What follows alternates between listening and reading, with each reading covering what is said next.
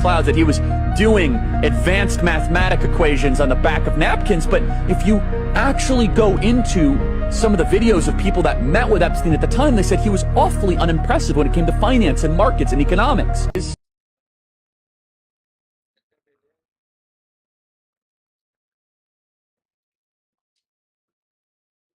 Donald Trump's Department of Justice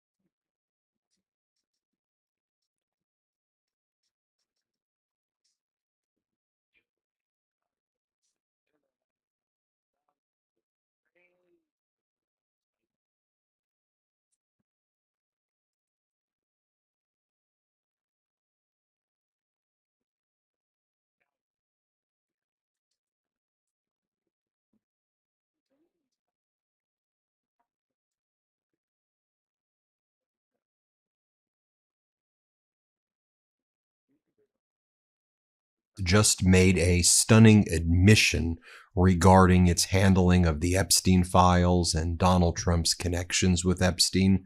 One of the grounds that the DOJ may be using in order to withhold massive amounts of documents relating to Donald Trump's connection with Jeffrey Epstein, as well as accusations against Donald Trump relating to sexually abusing minors, could be that the FBI and DOJ is currently criminally investigating Donald Trump.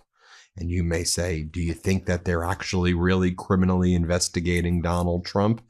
Of course, Pam Bondi and Kash Patel are not criminally investigating Donald Trump, but could they be claiming that there is an ongoing criminal investigation as another grounds for withholding documents that are in the Epstein files that relate to Donald Trump? They're also likely citing deliberative process privilege and other claims of privilege that they're not allowed to assert. This is criminal conduct by the Department of Justice, which I've compared to a racketeering enterprise engaged in the cover-up of a child sex trafficking ring. And before you go, whoa, Ben, this is the Midas Touch Network. Receipts, please. Evidence, please. Don't give us outlandish conspiracies. What the hell are you talking about? The DOJ is criminally investigating Donald Trump? What do you even mean by that? No, I don't think they're actually doing it. Let me be clear. I think that it is a pretext for them to justify in their own minds not producing documents regarding accusations against Donald Trump and documents regarding Donald Trump posts with people like Johnny MAGA and others in the White House. DOJ Rapid Response posted the following yesterday. Oversight Dems, referring to Congressmember Garcia and the Democrats on the House Oversight Committee. Oversight Dems should stop misleading the public while manufacturing outrage from their radical anti-Trump base. The Justice Department has repeatedly said publicly and directly to NPR prior to deadline, nothing has been deleted from the Epstein files. If files are temporarily pulled for victim redactions or to redact personally identifiable information, then those documents are promptly restored online and are publicly available. All responsive documents have been produced unless a document falls within one of the following categories: duplicates, privileged, or part of an ongoing federal investigation. Let's just go through those very quickly. Duplicates. Well, we know, for example, that a number of FBI 302 reports, these are statements with witnesses, victims, and survivors, are being withheld. We know that there is a document manifest that was produced in the Epstein files. You can see it right here, right now. We've just posted it. Congressmember Garcia's posted it. Other members have posted it from the House Oversight, and others have posted in general. You see it right there. And the highlighted documents are the ones that are missing. And these relate to an individual who apparently is accusing Donald Trump of sexual assault when she was a minor. And these FBI 302 reports are missing. So if they are missing and they're nowhere to be found in the files, they're not being withheld on the basis of being duplicates. Because if there was a duplicate, like, do they think we're stupid, right? The Trump regime, like, if there was a duplicate, that means we would see it already. So you can't be withholding on the basis of duplicates if you haven't produced the original that the duplicate is based on. So that obviously doesn't apply. Privileged. Okay, what privilege are you claiming exists in an FBI 302? Are you saying that's a deliberative process privilege? The privilege between who and who? A survivor giving a statement to an FBI agent isn't deliberative process, or attorney-client privilege refers to internal types of communications, which also, as I'll explain in a little bit, shouldn't be withheld. And then it says it can also be withheld if it's part of an ongoing federal investigation. All responsive documents, meaning all the documents that we're supposed to produce, they've been produced unless it is a duplicate, privileged, or part of an ongoing federal investigation. So are you saying that Donald Trump is under federal investigation right now? By the way, that's what the House Oversight Dems asked. So records of FBI interviews with a survivor, the Democrats write from the House Oversight Committee, of Trump's alleged sexual assault of minors, of little children, little girls, aren't duplicates. There's no privilege.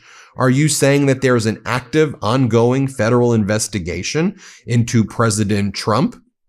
Now, I want to share with you this. Not sure if you've seen it before. It is a January 4th memo from the Department of Justice written by Todd Blanche, the deputy AG. He's Donald Trump's former criminal defense attorney. He's now the number 2 at the Department of Justice. He's the guy who interviewed Ghislaine Maxwell in Tallahassee, Florida. She lied through her teeth. Then she got moved to Club Fed. She's getting that VIP treatment in Camp Bryan, Texas, right? And now she's invoking her Fifth Amendment right against self-incrimination, despite the fact that all of her appeals are over. She's been convicted of child sex trafficking. It's been affirmed by the Supreme Court, so she's already incriminated because she's been found guilty of child sex trafficking. But she was moved to this other facility by Trump and Blanche. In any event, so Blanche writes this memo. Look at it. It's dated January 4th, 2026.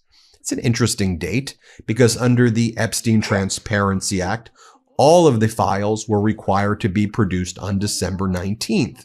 So despite the files being required to be produced on December 19th, this memo is sent 2 to 3 weeks later, instructing FBI and DOJ staff, lawyers, agents, etc., what they need to do in terms of marking documents, withholding documents, not producing documents.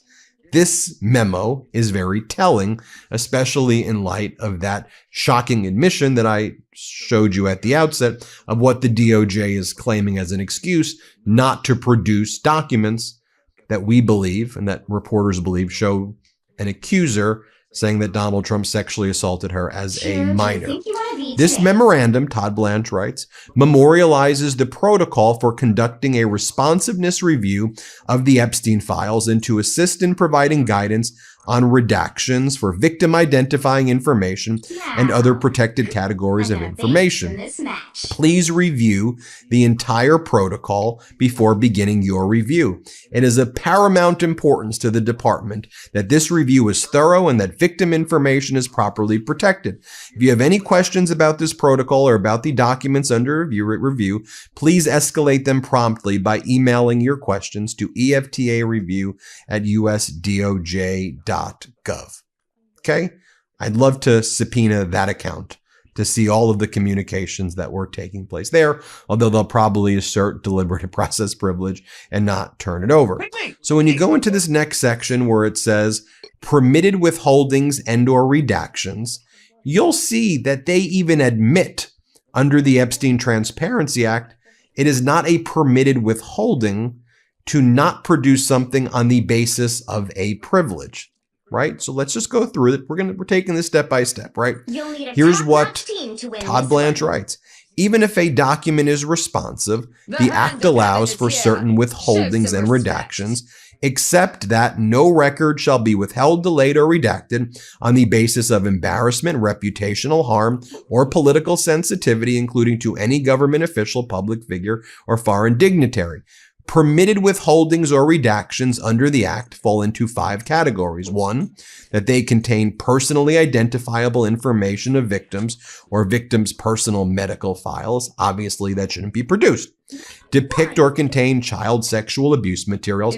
Obviously, that shouldn't be produced. 3, would jeopardize an active federal investigation or ongoing prosecution, provided that such withholding is narrowly tailored and temporary.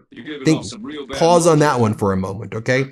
4, depict or contain images of death, physical abuse, or injury of any person. That makes sense. You wouldn't produce death or injury pictures. 5, contain information specifically authorized.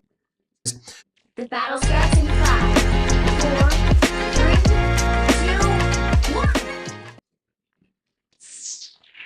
3, 2, 1. My tail always on my backside. 10 people took a speedboat from Florida to try and bring down the Cuban government. 4 of them were killed, at least 1 may have been an American citizen, and this is all happening as Cuba spirals deeper into a humanitarian crisis. The US is ramping up pressure across the Caribbean, and we inch closer and closer to a potential war with Iran. Right, because there's a lot to break down, let's start with Cuba. Yesterday morning, Cuba's Interior Ministry said that it detected a Florida-registered speedboat roughly 1 nautical mile off of the coast of its territorial waters. And when troops went to investigate, the ministry said that the people on board opened fire, injuring the commander of the Cuban vessel. And in the confrontation that followed, you had 4 people on that speedboat being killed and 6 injured. Now, at first, it was unclear who these people were, but in a follow-up statement, you had the ministry claiming that the boat was carrying 10 armed individuals who, quote, intended to carry out an infiltration for terrorist purposes, with authorities saying they seized assault rifles, handguns, Molotov cocktails, bulletproof vests, telescopic sights, and camouflage uniforms. And then you had the ministry identifying 6 of the detained and 1 of the dead, claiming that all were Cuban nationals living in the United States, with most having prior criminal records. And they highlighted 2 in particular who were allegedly wanted for involvement in planning or executing, quote, terrorist acts in Cuba or abroad. Also, they say they arrested another man on the island who had been sent from the United States to guarantee the reception of the armed infiltration, and said that person had confessed. Right, and all of that is according to the Cuban government. There's also been outside reporting that adds to the picture. The boat's registration reportedly matches a 24-foot Proline motorboat built in 1981 with a typical capacity of 8 to 10 people. One of the detained men appears to be the same person previously interviewed by a US-based outlet that has long called for regime change in Cuba, described by the host as a legend and a former political prisoner who said he wanted to help Cubans achieve the freedom that is needed. And you also had the brother of one of those who were killed speaking to the Associated Press, saying his brother was a truck driver and an American citizen who had lived in the United States for more than 20 years, but had fallen into what he called an obsessive and diabolical quest for Cuba's freedom, with him saying that no one knew of the plans, and adding, only us Cubans who have lived over there understand. They became so obsessed that they didn't think about the consequences nor their own lives. As far as the U.S. response, the U.S. Attorney's Office for the Southern District of Florida says that it will pursue answers through every legal and diplomatic channel available, and noting that facts remain unclear and conflicting. Florida's Attorney General has also ordered prosecutors to work with federal and state law enforcement, writing, the Cuban government cannot be trusted, and we will do everything in our power to hold these communists accountable. Also, Republican Congressman Carlos Jimenez called for an immediate investigation into what he described as a massacre, saying that the authorities must determine whether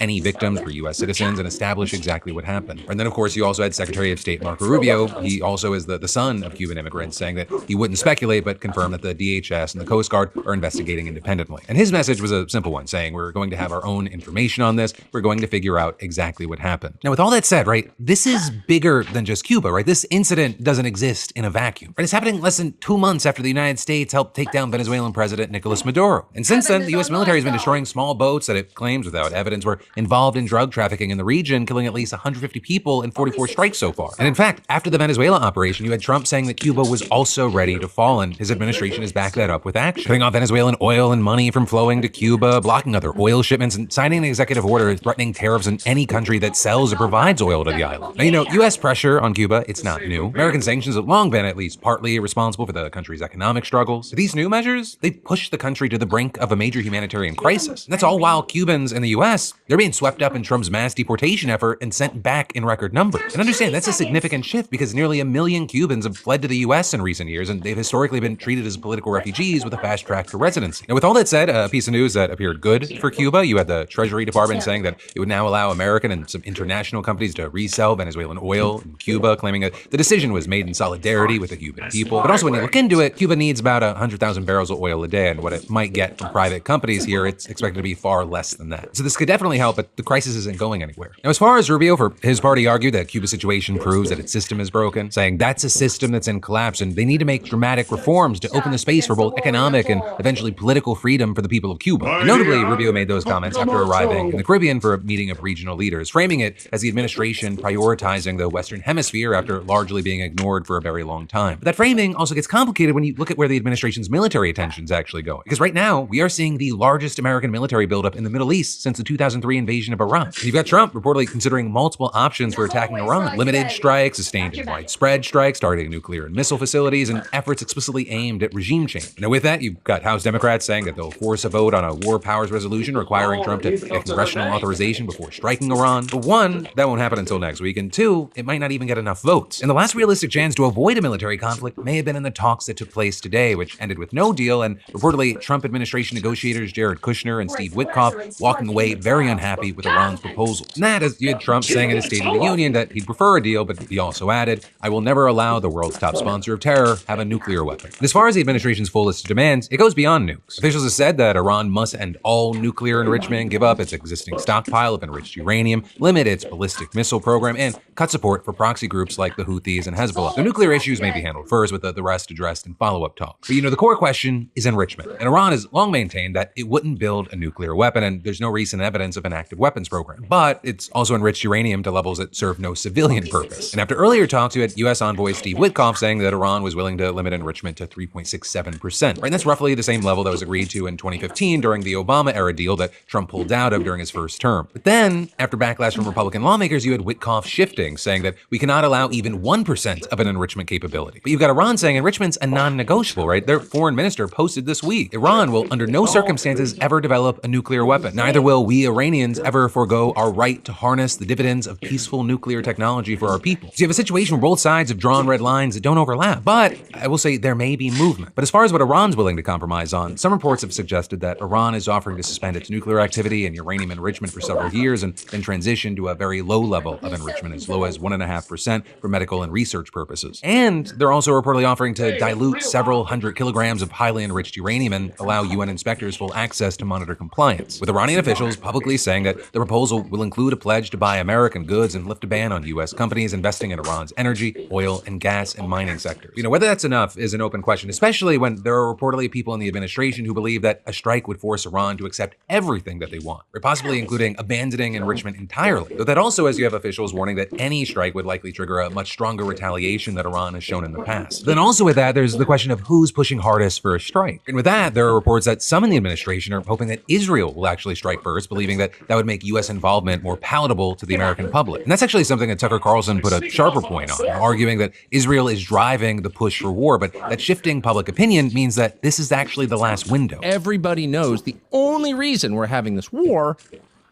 is because Israel wants it. This is their last chance, they believe. This presidency is the last presidency where they're going to have unequivocal bipartisan support, period. What's so amazing is that Israel, which at least is acting in what it perceives to be its own national interest, is joined by its shills in the United States, of course, But really, its only other ally in this is the American news media, whose job it is to tell you the truth and inform you as to what's happening, to tell you, hey, wake up. The world could be changing, and it's going to affect you and your family. That's their job.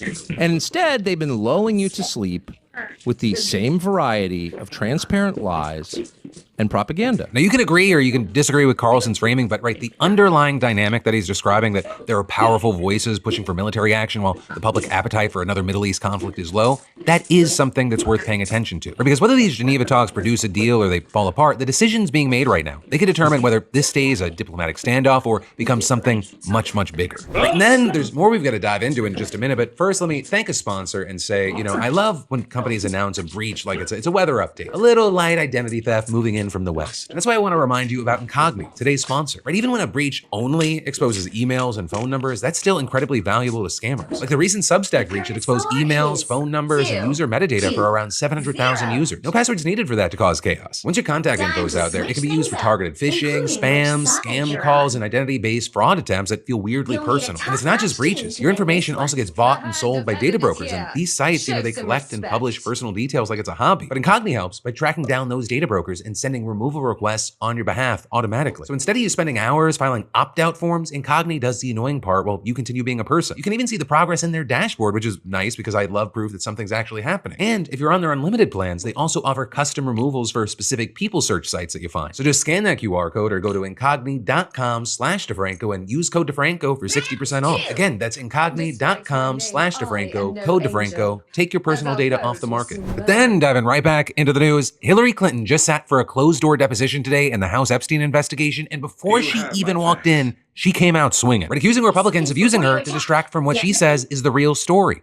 Donald Trump's ties to Jeffrey Epstein. And at the same time, you got the DOJ just admitting that it's reviewing whether files were improperly withheld. Files that reportedly include FBI interviews where a survivor accuses the president of sexually abusing her as a minor. So yeah, we got to dive into it. Starting with Hillary, She released her opening remarks on social media before the deposition even began today, and she didn't hold back. Hillary went directly at committee chairman James Comer, calling the entire hearing partisan political theater and saying, "Let me be as clear as I can. I do not have information regarding the criminal activities of Jeffrey Epstein and Ghislaine Maxwell." And she said this before. She claims that she doesn't recall ever meeting Epstein and says that she never visited any of his homes or properties. She also argued that it was unfair that she was compelled to appear in person when the majority of law enforcement officials subpoenaed in this investigation were allowed to simply submit written statements. And Hillary actually submitted one herself, but was still threatened with contempt charges. And then in this, you had her turning her focus to Trump, saying this institutional failure is designed to protect one political party and one public official rather than to seek truth and justice for the victims and survivors. She also pointed out that the Trump administration has gutted resources for investigating trafficking crimes, calling that a tragedy and scandal worthy of its own investigation. And then you had Hillary laying out what she thinks a serious committee would actually be doing. And that included getting to the bottom of reports that the DOJ withheld FBI interviews in which a survivor accused the president of the United States heinous crimes, as well as subpoenaing anyone who asked which night there would be the wildest party on Epstein's island. Maybe your sharpest line being, if this committee is serious about learning the truth,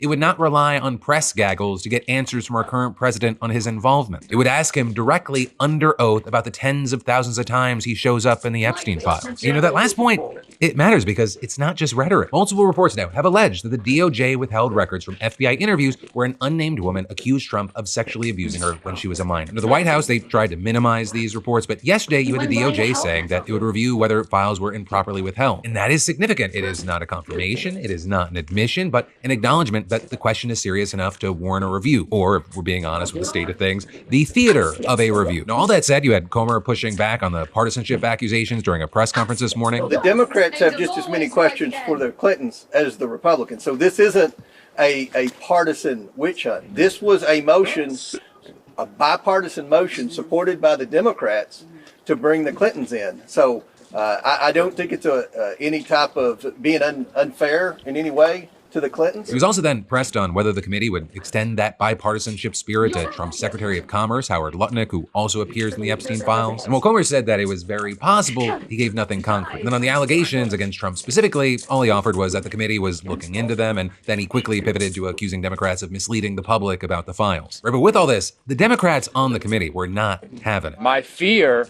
is we're here today as part of a political exercise, part of a long-running fever dream where Republicans want to lock up Secretary Clinton. At this very moment, the Department of Justice continues to lead a White House cover-up.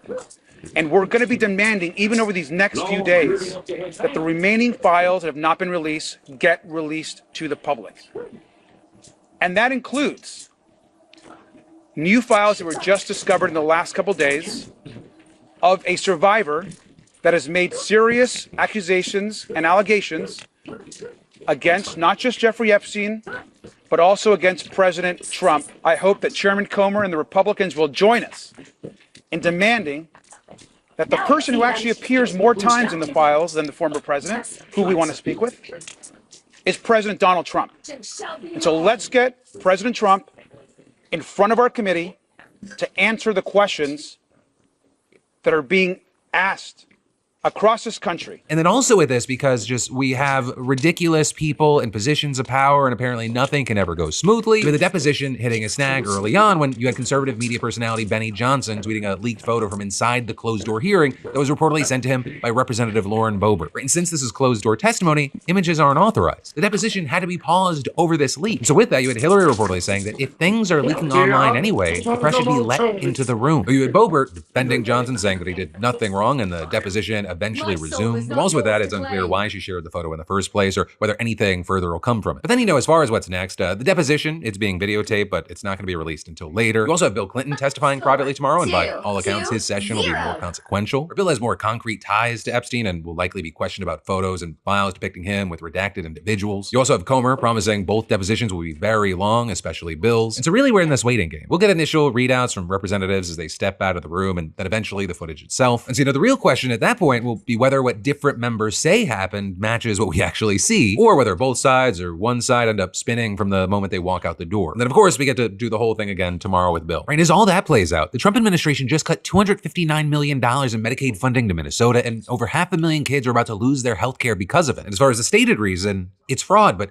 the closer you look at who's being targeted and why, the harder it gets to take that explanation at face value. Right, so yesterday, Vice President J.D. Vance and CMS Administrator Dr. Oz announced the funding freeze. We have decided to temporarily halt certain amounts of Medicaid funding that are going to the state of Minnesota in order to ensure that the state of Minnesota takes its obligations seriously to be good stewards of the American people's tax money. And certain amounts meaning $259 million.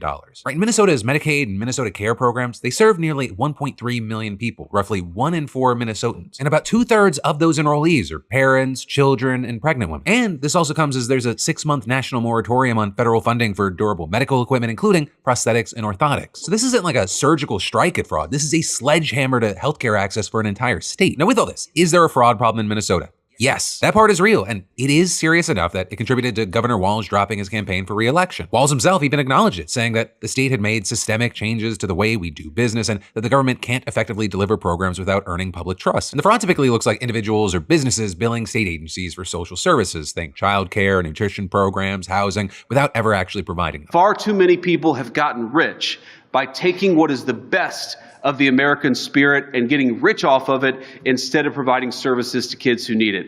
That is stopping today. And there is a legitimate structural issue. Federal dollars were flowing.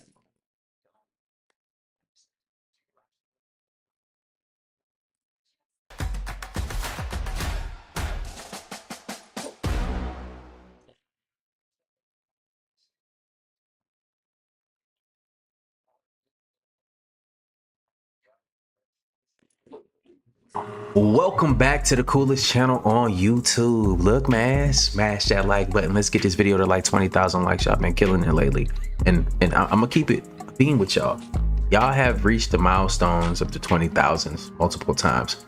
I appreciate it because it's pushing the videos even further.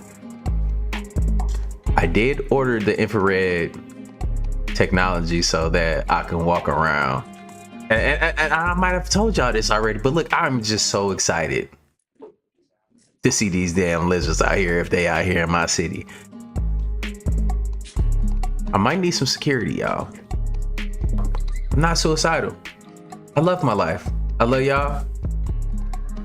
Let's get into this video. Make sure y'all watch this video to the end. Don't want to miss this. Oh, what is this? Yo!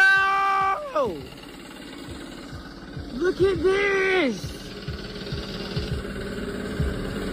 I'm so like, bro! What is this? This is the rawest shit I've ever seen in my life.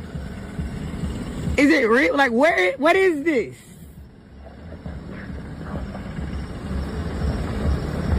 I'm kind of scared, but I'm not, but what is it? Hey, yo, what the fuck is that, man? That's some Dragon Tail type shit, y'all. Y'all see this shit? 2026, man. Explain that on Phonograde. Shit is crazy.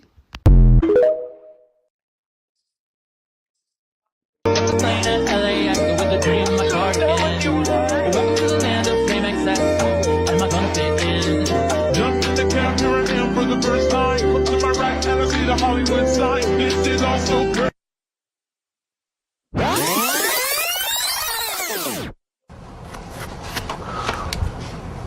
Could you please give us your name? Jeffrey Epstein. Yeah, I came in with the saw. Ooh, yeah, I came in with the saw. Bitch, I play red raw. Yeah, bitch, I play red raw. Yeah. A video found in the recent Epstein Files dump shows Jeffrey sitting in front of a webcam.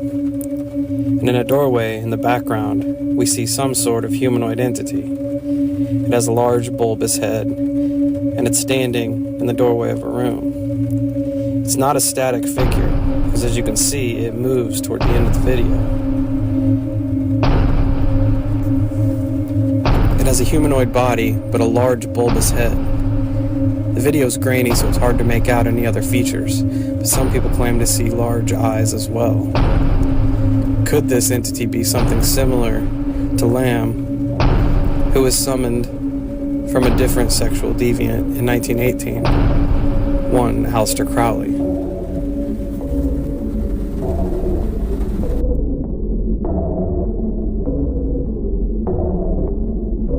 You know what? A lot of those people that do these type of little crimes or whatever, they do have that fucking, you know, that look on your face, that look on their face where you can tell that they a pervert. This is a perverted ass alien right here. And you can tell like a lot of people on this planet are like those people that do these crimes, that touch kids and stuff, like they have that particular look, don't they? Y'all get what I'm saying, right? I ain't tripping. Like he looks like they got the face of a person that look like if you get up out your seat, they'll sniff your seat when you get up. It's like if you're in the bathroom and you look through the peephole, that's what you would see looking on the other side.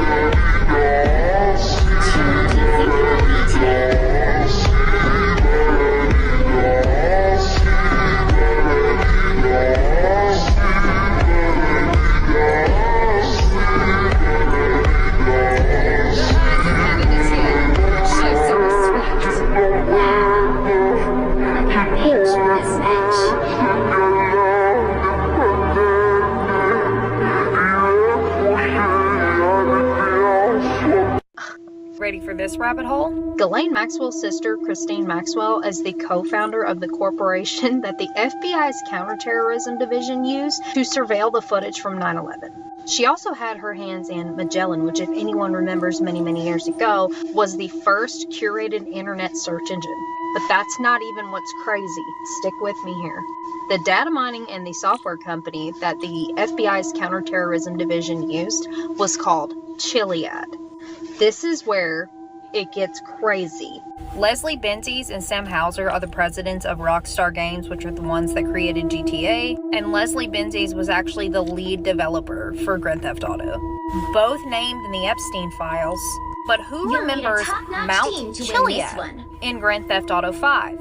If you're not a gamer, that's okay. There was a place on the map in Grand Theft Auto 5 that you went to, and it was supposed to be this really mysterious Easter egg. And at 3 a.m. specifically, you could see UFOs and aliens. And if you look, it had this symbol on the map, which to me looks like the all-seeing eye, but I see a line through it. And those little marks all around it, which is esoteric symbolism. The horizontal line being a perception or a threshold that crosses between the veil or different realms. And those little radiating marks around are called emanation marks, which basically means revelation or energy being activated. So what does Chiliad mean, and why does it hold so much significance? And it really makes me wonder if all of this is connected on a much deeper level than we can even imagine. You gotta understand, they use symbolism and everything. They tell you the stories because they feel like if they put it out here, then the karma is not gonna come back on them, the galactic karma. But it would be best to come alone. That's not true. Men are not I don't think that's true. Let me know how y'all feel about that in the comments down below. I don't think that they can get rid of it that way. They're trying to do whatever they can do 3, 2, to not get the smackdown laid on them. That shit is coming. no. Like I said, they cannot see since 2012, Operation Looking Glass. They're very uncomfortable because they cannot see and they cannot manipulate what's happening past that time period. So now you see them crashing out in many different ways. Jesus says that the end would be like the days of Noah. We've been in the days of Noah for a lot longer and this is a part of the crash out than you probably realize. Could confirm that the spike protein is produced in the deltoid muscles where the vaccine is administered, injected. But we could show it in almost all organs, more or less explicitly. And here you see a case where we show the testes, and you can see that in this 28-year-old man who had a healthy son and who died 140 days after injection, the spike protein is strongly expressed in the spermatogenic organ in the testes, and you can see there are almost no spermatocytes in here, but and strongly expression of spike protein in the spermatogonic tissue. No, not one single spermatozoon in this, and a strong expression of the spike protein. This is not a scientific comment. If I were a woman in fertile age, I would not plan a motherhood from a man who has been vaccinated. Okay, so Genesis 6, when men began to multiply on the face of the land and daughters were born to them, the sons of God are angels, this is brought up in the book of Job, saw that the daughters of man were attractive, and they took as their wives any they chose. The Nephilim were on the earth in those days and also afterward, when the sons of God came into the daughters of man and they bore children to them. 2021, La Quinta Columna shared videos of babies that had black eyes. The timing of these videos would correlate with about 9 months having passed since the COVID jabs were administered in November and December 2020. It is unknown whether these babies' black eyes were caused by their mother and or their father having had a COVID jab. There is at least a correlation in terms of time. Alex, buddy. Alex. This little one clearly has black eyes. His mouth stays open the whole time during the footage, which may indicate that he is a mouth breather. Mouth breathing and black slather are not normal for a baby. Babies breathe through their nose. When a baby does not breathe through their nose and they breathe through their mouth, then it indicates that there is distress. This baby, which the image claims to be 1 day old, in addition to having black eyes, is holding their head up on their own. In the first month of life, babies usually cannot hold up their own heads and they need support. The muscles begin to develop in strength and endurance in the first 2 to 6 months of life. These children, in addition to having black eyes, have leapt developmental milestones. This is not normal. Hold your head up on your own, boy. What in the world? Looking around. Bro, just came out the womb, already know how to live. How old are you? 24 hours yet. When science can't provide the answers, then we have to look at people's experiences. In 2012, a book was published named Black-Eyed Children, which was full of descriptions of encounters with children matching the description of the babies that we saw earlier in this video. For me, the very first thing I think of is in Numbers 21, the Lord sent fiery serpents among the people, and they bit the people so that many people of Israel died. So when a serpent bites you, the actual term for that is injects. It injects venom. Just like, it's not just it's in like everything right now. So this applies to everybody. The cure to be healed was for the people to look at the bronze serpent on the pole. If you know your stuff, the healer is now Jesus. So we need to look to Jesus. I'm not making these videos to fearmonger, but to hopefully wake you up and cause you to repent, read the Bible, pray, that type of thing. Get your house in order, because I think it's much closer than most people realize. Then coming with the nonlinear junction detection, because we felt our hypothesis was those who were suffering from the Havana syndrome, or anomalous health incidences is the new acronym, that there was something unique within that person that was allowing them to receive these signals. And what the nonlinear junction detection was detecting is positive results for semiconductor materials or semiconductors in these people, which ultimately led to surgical removal of biosensors. And one of my earliest cases is the Bonnie Kellerby case. He thought she was crazy, but we were able to show proof on this journey that she wasn't. Okay? He did. And think about their relationship. This can happen to any one of you. Okay? And how would you feel if you let the love of your life go because someone synthetically induced mental illness? This started 22 years ago for us. She was implanted 22 years ago. So that was very difficult. It was very difficult. The 7 years before we met Jesse, it was hell, basically, because I didn't trust what she was saying, didn't trust what she was acting. Takes her to the hospital. They put her in 72-hour lockup. Let me guess. Because they say that no, it's schizophrenia. That's what they use against you. It's not fair. It's a horrible thing, and we're lucky we made it through it. We went through everything. I take her to wherever it's necessary to get help, and we've got some surgical removal. She's got 2 implants still that are very bad, that aren't released yet. We're hoping that this new doctor will help us to get it out, and then maybe we can have our life come back. But our life has not been normal. You know, we should be enjoying our retirement, but it's very difficult to do that when she's tortured 24/7 with voice and torment. It's a horrible thing. It's unbelievable, actually. So, anyway, sorry. Very emotional. Jesse, thank you. They removed 3 biosensors out of her. And I ask this question to everyone out there. How many of you out there have someone in your family, a friend, or know of someone who has mental illness? And what if that mental illness was synthetically induced?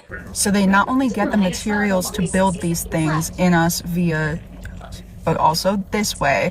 And yes, they are using frequency to build them from outside of you. Neuralink is kind of a red herring. Like, it's kind of true, but you're not signing up for brain surgery. I showed you guys a couple times these self-assembling chips. There's tons of different patents for them because they've been trying to get them perfect for like 20 years now. Deuteronomy 13:17. The accursed thing shall not cleave to your hand if you keep all of the commandments that I am commanding you today. That is what God says. The easy believism, shouting from the rooftops, faith alone, even though the Bible says that we are not saved by faith alone. Specifically, it says that. The only time the Bible even uses that phrase is to say that we are not saved that way. Keep the commandments, guys. I love you. I don't want to see anybody suffer through these things. Can you give me an example of a food that's a vaccine? You're right. Yes, sir. University of California, Riverside has already perfected the ability to put human vaccines into our lettuce right now. Also, tomatoes has the ability to do that also for UC Berkeley. And then Big Tobacco, RJ Reynolds and stuff has perfected the ability to put a human vaccine into tobacco products. And it's in all foods. It's not just tomatoes or tobacco or whatever else they mention. They're finding it when they scrape the plaque on grass-fed cows' teeth, like living cows, because it's being... So they're eating the grass that has it on it. So this isn't a matter of like, oh, what are we going to do to avoid it? Yes, I do think we should all parasite cleanse and do heavy metal cleanses. But at the end of the day, It's all about God. It's all about Jesus Christ that will pull us through this, and it is time to wake up. Stop putting your faith in fake politics, left versus right. This person's gonna help me, that person's gonna save me. No, Jesus only. You turn your TVs off, stop reading your newspapers, you put your cell phones down, you become a better person. But the people that control this world, they keep you on the edge of your seats for a reason. They want you to believe that this war in Iran is about some kind of weapons. No. They don't want you to know that Iran have a Stargate that take you to a different star constellation. Most of the people you see every day, not really people. This video is about to get a little dark and a little deep. Stay with me. The moon is not really a moon. It's like a spaceship, not just a spaceship, but it's a bell that sends out frequencies. Every time one of these files come out, it seems like people in America not really angry. It's not that people are not upset. It's the fact that the moon is sending out frequencies that say, sleep, stay calm, it's okay. So every time something they ushered in the moon is part of the sleep spell. Really major take place, we don't know how to react. 85% of the people still sleep, don't get it, and won't get it. They believe everything they hear and see on TV. I mean, we already know about this. If they say go drink some shit water, people going to drink shit water. These TVs have been sending out all kind of frequencies for years. You know how they say television is telling lies to your vision, but it go a little deeper because every TV have a crystal in it,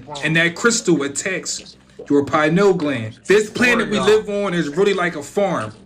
Yes, it's a farm. I should say a loosh farm. Every time you argue with someone, you get mad, you get upset, you let off frequencies off of your body. Some people say they are fallen angels.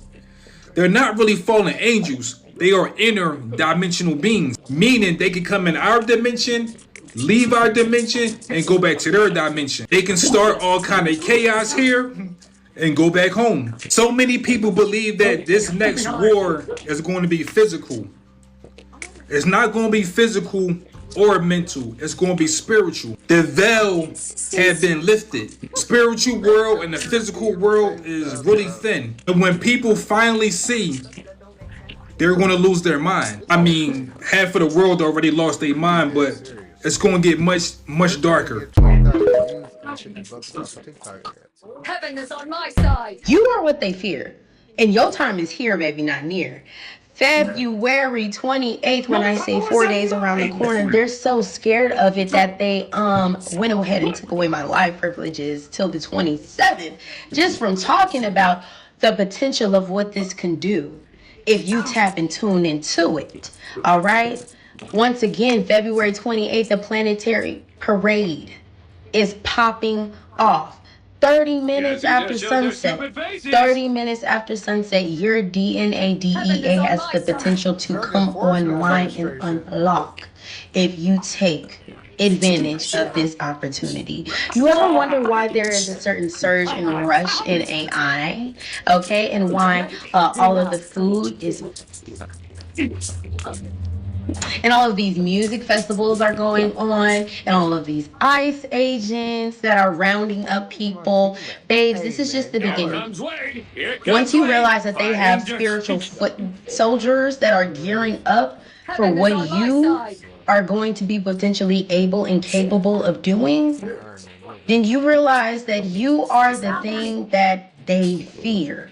It is time for you to tap into your dark side. It is time for you to welcome yourself into your villain. Okay? Where we're not asking permission, but we're taking authority. All right? The ring of fire is awakened for a reason. The Leviathan is active for a reason. And there's not just one, but there's like 3 of them that are popping off. Yeah, so, that's fun. And then also you have the ring of fire where you have all of these volcanoes that are all of a sudden active. You have the great ancient Ethiopian volcano that caused the ice age that is popping off. You have Yellowstone that is active. You have the underwater Chile volcano.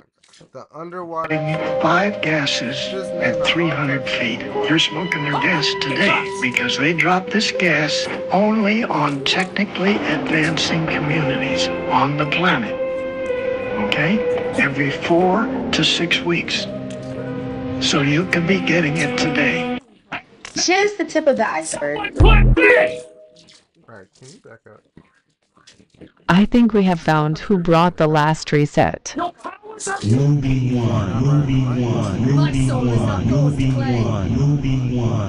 seen what was really happening back then. This shit looked like Star Wars.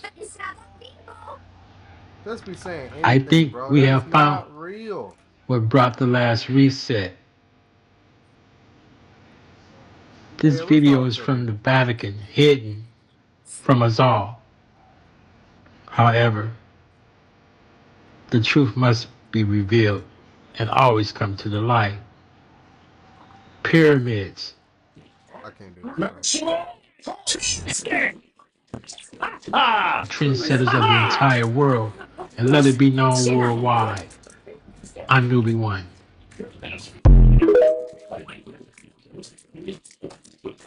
It happened again. Another historic UFO hearing, and I can't believe what they just told us. Immaculate Constellation, UFO factories in our oceans, high-definition videos of the non-human technology, confirmation that we have captured and are replicating them, and intentional government disinformation programs that covers it all up. The 214-page testimony is titled, "The United States Department of Defense and the intelligence community are withholding information about anomalous phenomena from Congress." And it's thick with information, a lot of which wasn't even covered in the 2-hour hearing, and I've got the juiciest bits for you right here. So this is the third major hearing dedicated to UAP transparency in recent times, after 2023's infamous revelation that the government may in fact be in possession of non-human biologics. Keeping tradition with this year's disclosure, everyone present made it abundantly obvious that there were certain individuals that did not want this hearing to happen. On the panel this time, we have a retired US Navy admiral, a former Department of Defense official, a former NASA official, all well-established, highly educated individuals, and of course, Michael Schellenberger, the journalist who presented the 200-page testimony that was the foundation of this hearing, who all testified under oath, meaning if they're lying, they're going to jail. They all insisted the government is deep into investigating and reverse engineering potentially alien technology using yo money, the taxpayer, without... They don't even go to jail for eating babies, bro. Like, ain't nobody going to jail for this bullshit.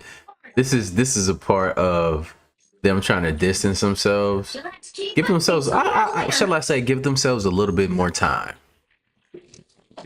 We're not stupid. We're still waiting on y'all to go to jail. But we can indulge in this too. It's a lot of people out here that seems to think just because they throw something out here that we're going to cling on to this next and we're going to forget about this shit. We're not going to forget. We're still on their ass. Actually telling you what they're using your money for. A lot of which comes from the enormous tax money funded Pentagon budget. And you want to know a little secret? The Pentagon has failed the past 7 consecutive tax audits and has in fact never passed one. Meaning the nation's largest government agency isn't able to prove what it spent its $824 billion budget on, nor can it account for 60% of its $4.1 trillion in assets. Meanwhile, a lot of people can't even afford to eat. Imagine paying someone to do a job. They don't do it, and when you ask them about it, they tell you they lost all your money and have no idea what they spent it on. And above all, you legally can't even... So now we know that whoever is on that list is scared of what's about to happen next. So scared that randomly today, our president just said he was going to release every alien file there is. This ain't no boy either, bro. Like, I don't know what the hell going on. They took somebody else's face? Oh, you don't believe me, right? Look at this shit. Based on tremendous interest shown, I will be directing the Secretary of War and other relevant departments and agencies to begin the process of identifying and releasing government files related to alien and extraterrestrial life, unidentified aerial phenomena, that's UAP, and unidentified flying objects, that's UFO, and any and all other information connected to these highly complex but extremely interesting and important matters. God bless America. Obama was on that podcast and mentioned one thing about aliens. Cut it short after that. And today our president said, due to the fact that he mentioned that, he's going to be in big trouble because he mentioned confidential information. Now remember I said before, apparently this year was going to be the year of disclosure. Regardless of what's going on right now, remember I said they're trying to get people comfortable just in case something happens. You had talks of 3 Eye Atlas all last year. You had Anna Paulina Luna saying that she was going to expose some things about aliens. You had multiple people speaking about these things. But because Barack Obama said something about it, now it's time to expose it. I really need y'all to pay attention. Because I also said, and this is for entertainment purposes only, I'm going to put it in the form of a question. What if it is an alien invasion? Pay attention. I think I am predicting things in my art.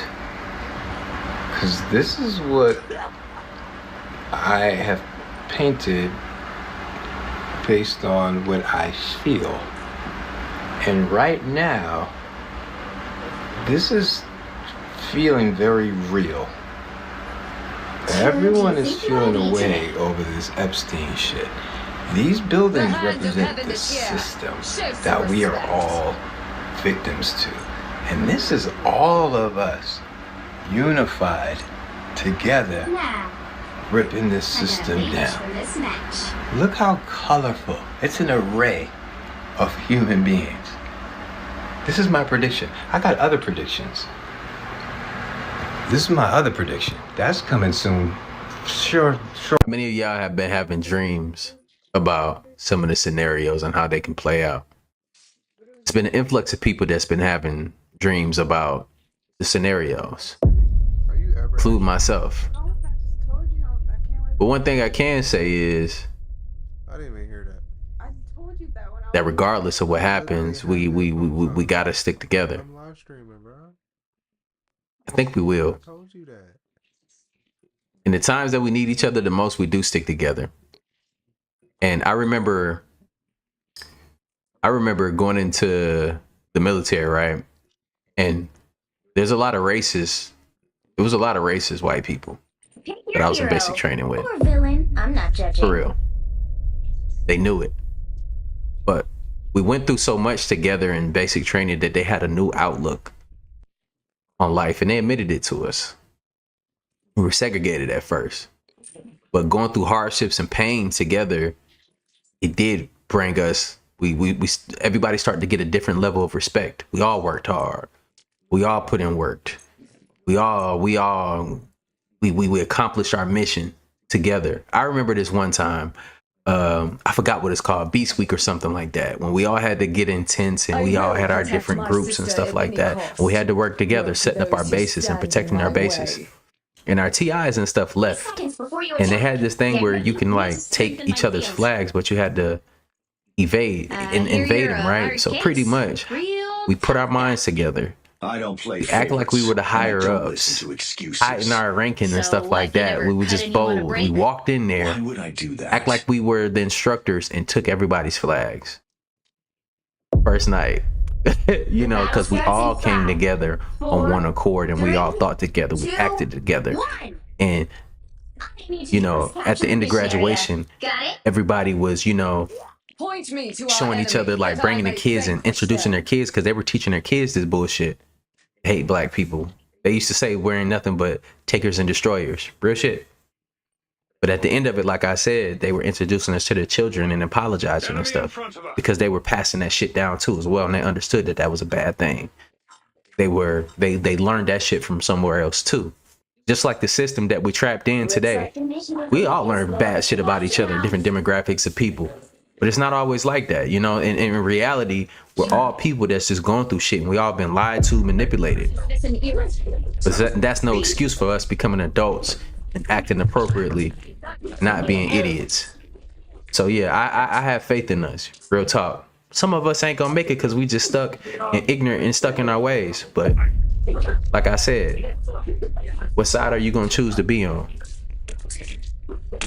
Choice is yours.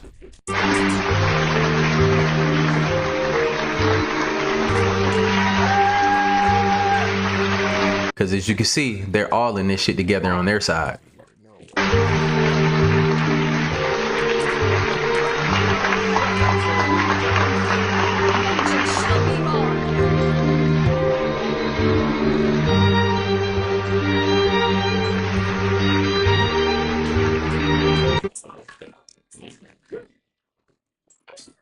done personal work for the Rothschild family in France.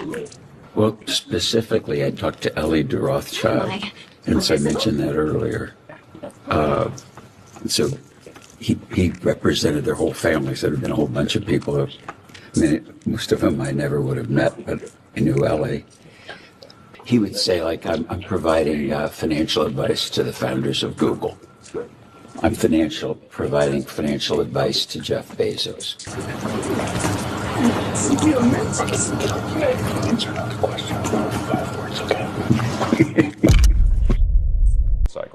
We have a lot to run on, and you have a lot to run against, given the other party. But I will tell you this, we better be united, we better be strong, we better be focused, we better be articulate. We can't waste our time on Epstein and other stuff that are going on here that some people want us to focus on. I've about had it with all that stuff. We better focus on who we are, what we're doing, where we want to take the country, and what they want to do to the country. Mr. Speaker, God bless you, my friend. I appreciate you very, very much. You too, Mark. Thanks for all you do. God bless. See what I mean? They don't want us to focus on that. What the fuck are we coming together for outside of that? We have to take the country back from y'all. That's what's going on. It wasn't no beef. Francis Derby, that owns the restaurant Cannibal, should be able to tell us what it was. Or maybe this woman, Jenny Enterprise, that said the beef jerky tasted so good. Did you all know that countries in Africa were suing Jeffrey Epstein for kidnapping, sex trafficking, and a myriad of other charges for the children of Africa? Where are these black children? Where are the black victims in the Jeffrey Epstein case? Happy Black History Month. Where are they? Because based on a lot of these messages, Jeffrey Epstein did not have a propensity to be intimate with black women. So what did he do with the black children and the women that they were kidnapping? Where are they? I'ma say it, I'm scared the beef jerky was black children, because it was not food based on this communication. It says Jeffrey is not eating regular food anymore. He's eating beef jerky. This man was obsessed with beef jerky. Writing his chef, Francis Derby, damn near ready to fire the man because he was missing out on beef jerky. Yeah, so we just... Big breakfast, and I'm hungry too. Absolutely, guys. Here we are. Joining us right now is Chef Francis Derby from the newly opened the Cannibal LA. There's Cannibal in New York, but this is Cannibal LA in Culver City. And you have like a special brunch thing going, right? Yeah, so we just opened for brunch. We actually just opened. Just opened about. At least it got the thing is though, like with a name like that, like there's only a certain type of people that's going there eating there. Just with the name alone, I would never go there. Let me know in the comments down below. Am I tripping about that? Am I going too far? Or are they going too far? Like, let me know in the comments down below. Just based off the name alone. That don't bother nobody? Because some of y'all probably want to eat some human meat.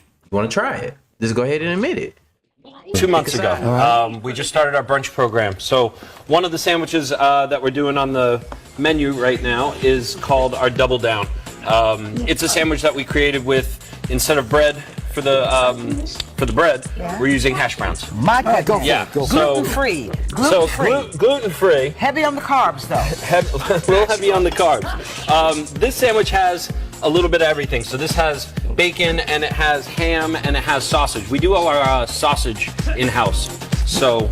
Do you have, what else? Do you have sweet stuff in here, too? Where's that? It seems like I got everything here. You got a little bit of everything here. Avocado, I see it right there. So this is the ham we're going to be using today. I got a ham right here. You leave me alone. Thank you. I see you've got all this meat here, from the nose to the tail, or as we say, from the rooter to the tutor. That's the truth. Yes. Is that what we're saying? Yes, the rooter to the tutor. We're going to use all of the meat. Right. I'm a vegetarian, but it's fine. Get your meat on. Well, we got vegetables too. I love you. I brought cauliflower. I brought that. Broccolini today. Yes. We got all kinds of goodies. And what is this right here? So this is actually a culatello, which is a kind of a kind of prosciutto. Okay. This one comes from a Salumeria in New York. Okay. That shit don't look like no damn bacon at all. Y'all know what that look like. That's human bacon. Deal with in New York that we brought out here to LA. Okay. Come on. And your big eggs, which we love the sound of those eggs frying. Yep. So pretty much. You did that like a pro. You've done that before? I've done it a couple times. A few Now, times. this is not bread. So this is not bread. So these are the hash browns. So basically, we're gonna take the hash browns. Yes. Right. Hash Oh my browns goodness, are gonna it go down. smells so good. We've got our ham. Mm-hmm. I just like to wilt it a little bit, kind of. Yeah. Not overcook it. Yeah, I'm not trying to fry it too hard. Right. Just kind of get that little wilt going on, and then that goes on. All right. Once the ham's on, we go with a couple pieces of bacon. Not a lot, because you're getting a little bit of all the meats, right? Raw ass ham and some raw ass bacon on But there. like 1 piece of bacon. Yeah. Then we have this is our whiskey maple sausage that we make in house. Wait a minute, you got the bacon, you got the ham, you got the sausage. Do you have a cardiologist? Yeah, exactly. He is doubling down on the meat. We have one on staff. Okay. There you go. He's got the meat. So then, for cheese, because you gotta have cheese, of course. Of course. And a breakfast What would sandwich. it be without cheese? Baby, you can do it. Look how pretty it is. I'll join you. How about that? Okay. Yes. All right, ready? There we go. They've got the meat. And it is delicious. Delicious, It's a mouthful. delicious. The Cannibal LA is in Culver City, straight from New York. This is Chef Francis, and trust me, from the rooter to the tutor, they got the meats for you. You are going to love it. From the rooter to the tutor means something completely different for them. They eating that ass. Be right back. And I know that you're gonna go, what? He goes, there's a lot of things people don't tell you about parenting, especially dads. A lot of people keep dads in the dark. Like, first time you hang out and hold your kid by yourself, you're gonna get hard.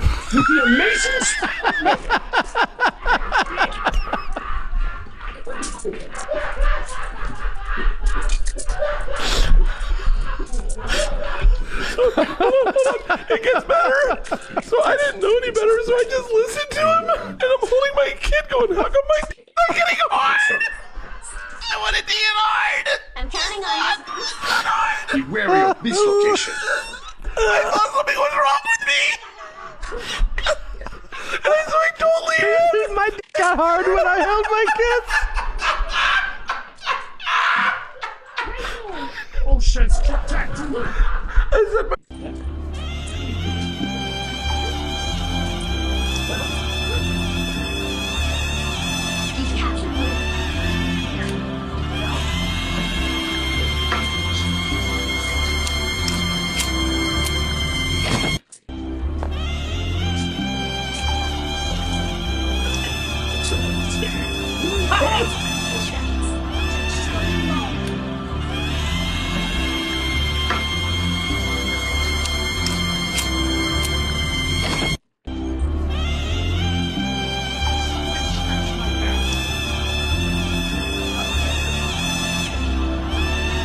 I'm trying to still figure out what the fuck they find it so funny.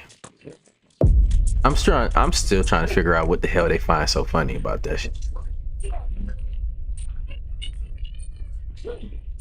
I gotta take a deep breath on that one, y'all. I'm sorry. We just not the same. That shit's not funny. Not funny, bro. Hey. only gets hard when I watch other people hold their kids.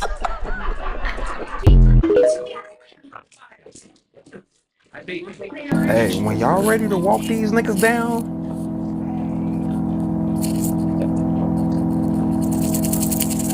that's right, it's Brackets and Jackets, bringing it back for Brackets and Jackets, special Epstein Island edition.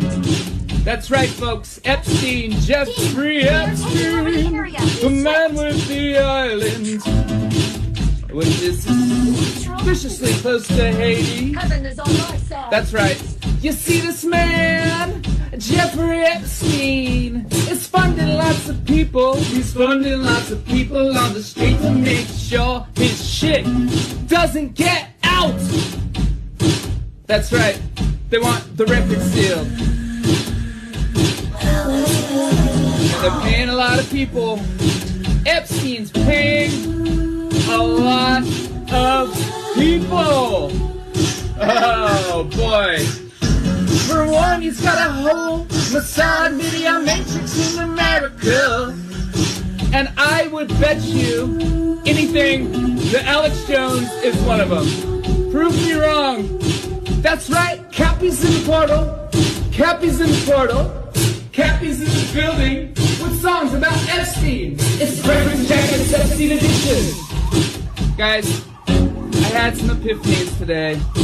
I had some real big epiphanies about some guys. A big network of guys and spies and lies and liars. Alright, think about this for a minute, okay? The guy in Portland, the scientist that just got busted for producing CP, that guy is 1 degree of separation away from Epstein. Epstein, the investor that lives in West Palm Beach, Florida. I know a guy who lives in West Palm Beach, Florida as well. Investor as well. Also involved as well. And all is not well with these guys. The Florida boys, the Glow boys, the Scott Israels of the world. You see, Epstein is Hillary Clinton. And Epstein is Haiti. And Epstein is a big network of media assets.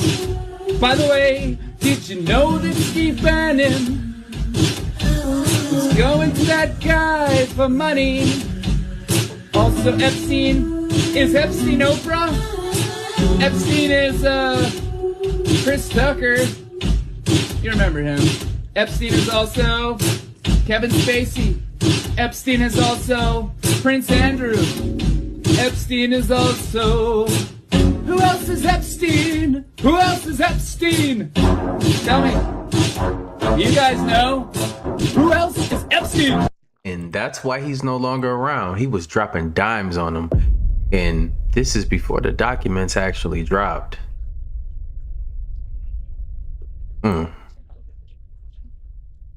Damn.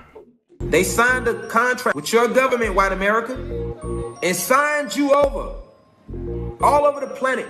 They signed y'all over to the Greys and the insectoids in the 1950s. They signed a contract. Your own people did this to you, white America.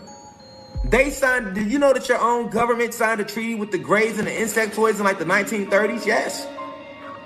And agreed to let them abduct y'all and do research on y'all for stem cell research to take back to other realms.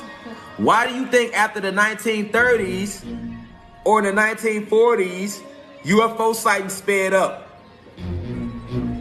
UFOs was crashing. Because they ain't supposed to be in this atmosphere, nigga. First off.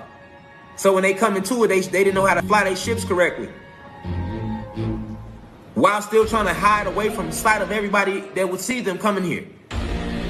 Go look it up. You go look it up and see when abduction started, and you come back and thank me later. And they was abducting y'all in the 50s, 60s, 70s, 80s, 90s. They stopped when we entered into Y2K. They stopped doing it. Go look between the year 1930 and the year 2000, and that 70, what they would call year period, and see how many abductions it was. And how many reported UFO sightings and abductions it was. And notice how they stopped. You didn't hear nothing about a UFO again to the last 2 years, nigga. But in the 90s, 80s, that shit was like everything. 70s, 60s, that was like folklore, everything. Everybody was big into it. That's why Star Wars was popular. And Star Trek and movies and series like that they was able to make a lot of money off that because people was, what's in the stars? They was seeing shit. And it wasn't no technology like it is now, so they couldn't post that shit to social media.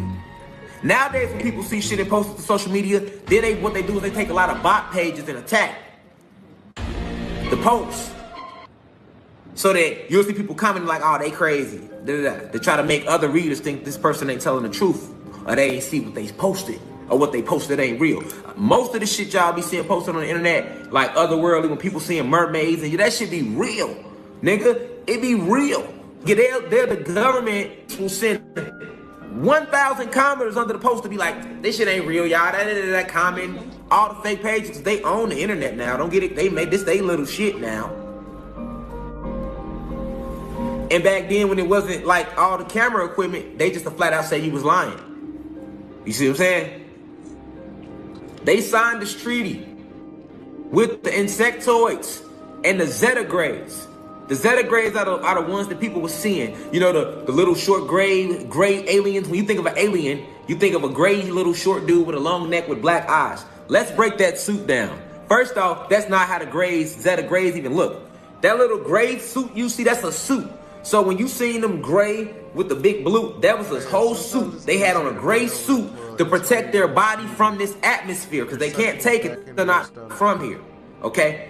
And then they have a helmet on, which is a mask connected to the suit. And the black eyes, the reason they all look the same is because they all got on fucking suits.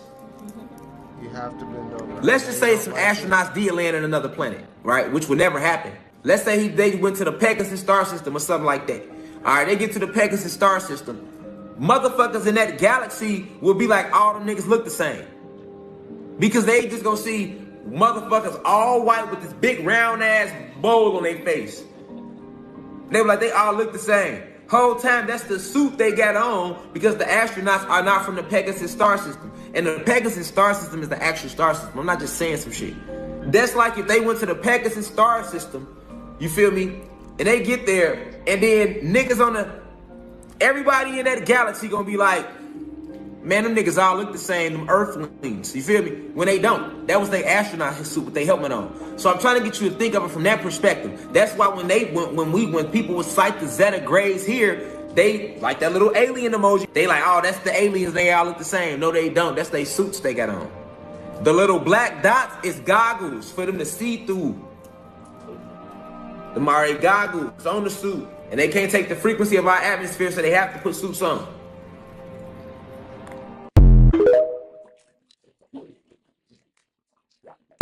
Our differences worldwide would vanish if we were facing an alien threat from outside this world. And yet, I ask you, is not an alien force already among us? The gravest error a thinking person can make is to believe that one particular version of history is absolute fact. History is recorded by a series of observers, none of whom are impartial. RF-4 jets spotted and took photographs of a huge carving in the desert over 1,000 feet across.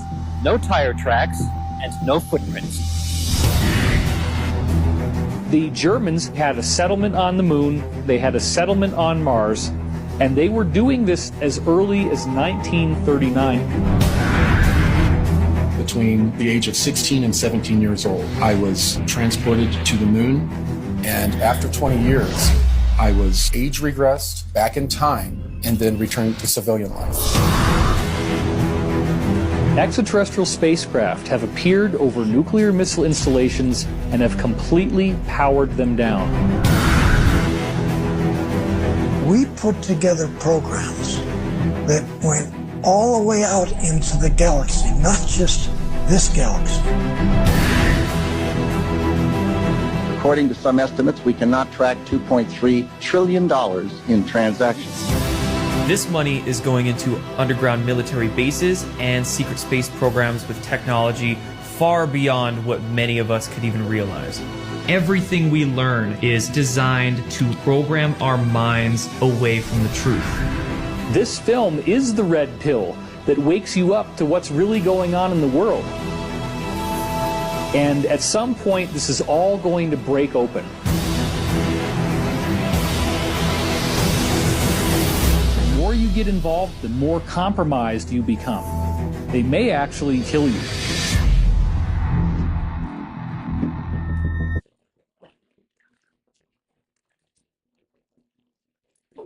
I was a little scared because I didn't know what it was really like. I thought that little creatures would come out of it and do stuff to us. Afterward, when I went to bed that night, I barely slept. I got up many times, opening my window just to see if it was out there or if it'd come back. I thought I probably couldn't tell this to anyone because no one would believe me, because I wouldn't believe it if someone had told me before. The object that I saw was at least the size of a football field. There were about 20 or 30 more lights in the back, red, blue, greens, beautiful colors. It looked like a Christmas tree in the sky. It didn't look like an airplane to me. I'm familiar with airplanes. I was an aircraft mechanic in the Air Force for 3.5 years. Planes, when they fly in formation, I don't care how tight they are, they have a tendency to move up and down, in and out, so forth and so on. These lights never wavered. They stayed exactly even as it was one object and made the slow turn. I looked up, and right over my head, virtually, it wasn't far off, it was right over my head and very still, there was a rim of lights in the shape of a triangle. It was just a tremendous object. It was anywhere from wingtip to wingtip, about 50 or 60 yards. These were very, very unusual lights. I've never seen anything like it in my life, and so I pulled my car over and I had to take a look. And then one night, he spotted this one round object. And that's when he called me, and he said, quick, let's get the camera. And we did. Oh, good God. I don't know. I'm going to tell you something, honey. I don't know what the hell it is. It's rotating. 9,000 odd people have seen this thing, or whatever it is, and they all just can't be crazy. Bob and Lori have 2 children. They are concerned about what they saw in the sky. They also wonder why the government hasn't investigated the event. Their concern is shared by David Scarpino, an accountant who works in New York City. Scarpino, a family man, has publicly called for a government investigation. He and others, like Bill Healy, a meteorologist at the county airport, made this demand at a town meeting. Public furor has been led by County Clerk Dennis Sant.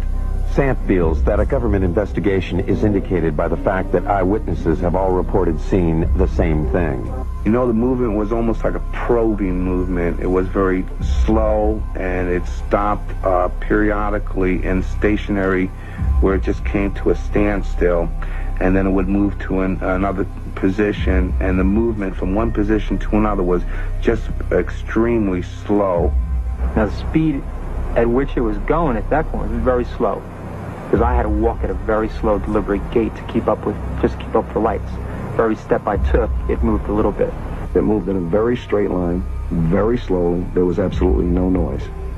When I walked away from it, at that point, it started to rotate virtually, almost as it was on an axis. It didn't make a big loop. It just rotated. It appeared, as I said, to rotate in the sky, change lights. Aircraft, I don't care how well precise you want to be in flying those suckers, you're not going to be able to make them move 90 degrees. All right, this thing did apparently rotate. You can't do that with aircraft.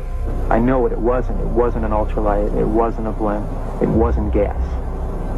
No one's tried to tell me what it was, but I know what it wasn't. The government didn't come to me as a rational individual. As an accountant, I like concrete things. I like evidence. For them to say that I didn't see anything without really talking to me and investigating it means that they were trying to hide something. And that was my feeling from the very beginning. They know something, okay? They know something. Either they know that there's something up there, and they want to investigate it themselves and don't want other people trying to handle it, or they're doing something. But if they're doing something, then let people know about it. They start to give you more disclosure. That means they're about to start rolling out some real physical things. Something that we all can feel is happening, or is about to happen pretty soon. Everything is going to all of a sudden change. I can tell you from personal experience, there's technologies that far exceed whatever y'all think that y'all know. Most people don't know, and I'm not judging you or anything for it, because, you know, they keep everything a secret, even from people that have security clearances. It's on a need to know basis, not just based off of your clearance level. If it requires you to know, you would know. Sometimes you be put in situations where you'll see it and you can't unsee it. But if you speak about it, who's going to believe you until you start to see these things? Just like for many years, I've spoke about these topics, and I'm not trying to be funny. You see other channels trying to mimic what I do, but they don't have a complete story of what's currently happening. A lot of people come to this content, come back to the channel because they understand, like, okay, they're actually telling us these things. You were telling us that these people was eating babies. You was telling us all of these things about the technologies that we're about to see, and you have been seeing. It's a lot of this stuff is real, but I'm happy that you can recognize for yourself that these things are currently happening. But we have our own technology. that we got from somewhere else, and old tech that we always had. They're just trying to master it, per se. I don't know how far they are at mastering it, but I do know that there's other things out here in the universe, interdimensionally. So they're not just out here in space, it's interdimensional. And the veil is thinning, and at some point they will be able to come through. And like I was telling you on the last video, it's the reason why Antarctica, it's a peace treaty there. That's because something big is trying to make its way out. Now, there's a lot of theories on that, what that could be. There could be the Elohim coming through, and that's the reason why they're trying to find Gilgamesh's, his tomb, which they already have. Try to duplicate his genetics so that they can clone him and bring him back to fight against the higher powers. Or the black sun is about to rise. And when that black sun rises, we're going to get a new spectrum of light, which shows everything. And they'll be able to step through the portals and make it back here and get rid of what's taken over. Now, this can go many different ways. A lot of people say Project Bluebeam. I get that y'all like, oh, Project Bluebeam this, but they only can get so far with Project Bluebeam. I'm not gonna lie to you. They only can do so much with it, y'all. That's old tech. They're far beyond that at this point. They're not just gonna blue beam you. It's gonna be a multi-layered thing if that was to roll out. I only can say so much. There's technology that I do know of that we have where they can be in the clouds. They can look like a cloud, and you would never know. You would never know. This shit is way over everybody's head, and at some point, we're gonna be able to see. And don't be surprised if you see millions of ships in the sky overhead of us. That's what I'm gonna say. Everything we learn in the establishment-controlled education systems is specifically designed to program our minds away from the truth. Physics is wrong. Medicine is wrong. History is wrong. Everything we are taught in textbooks is mainly wrong. And this is done purposefully so we don't understand how to move our bodies, how to feed our bodies, what really happened in the past, what technology can really do these days. All of these things, if we learn them, would help us empower ourselves, would help us actually understand what's really going on with our reality. The question is now, what are we going to do about it? Y'all are going to think I'm crazy. I think these files are about to be that UAP disclosure that many of us that follow that phenomena have been looking for. I've already told you, I do not believe that island guy was a human. I think that motherfucker was a Draco reptilian. I do. And if you know anything about aliens, then you know the reptilians feed on suffering. They feed on pain. Oosh. And all throughout them files, that's what he's into. But he's also into like science, scientists trying to spread genetics, technology, like the reptilians. And I know a lot of this is crazy, but if you have actually followed any of this nonsense, any of this craziness with the UAP, then you would know many of them have already said that, how do I say this? That reality is stranger than the fiction. It cannot be a coincidence that we've been told towards the end of 2026 we're going to start getting that UAP disclosure, and in 2026 we're getting more information about this man. I know it's a conspiracy, but I'm telling you, the elites in society, they're not human. They're not. That's why they don't have the ability to empathize. That's why they can do shit and just not give a fuck about what they did. It's because they're not human.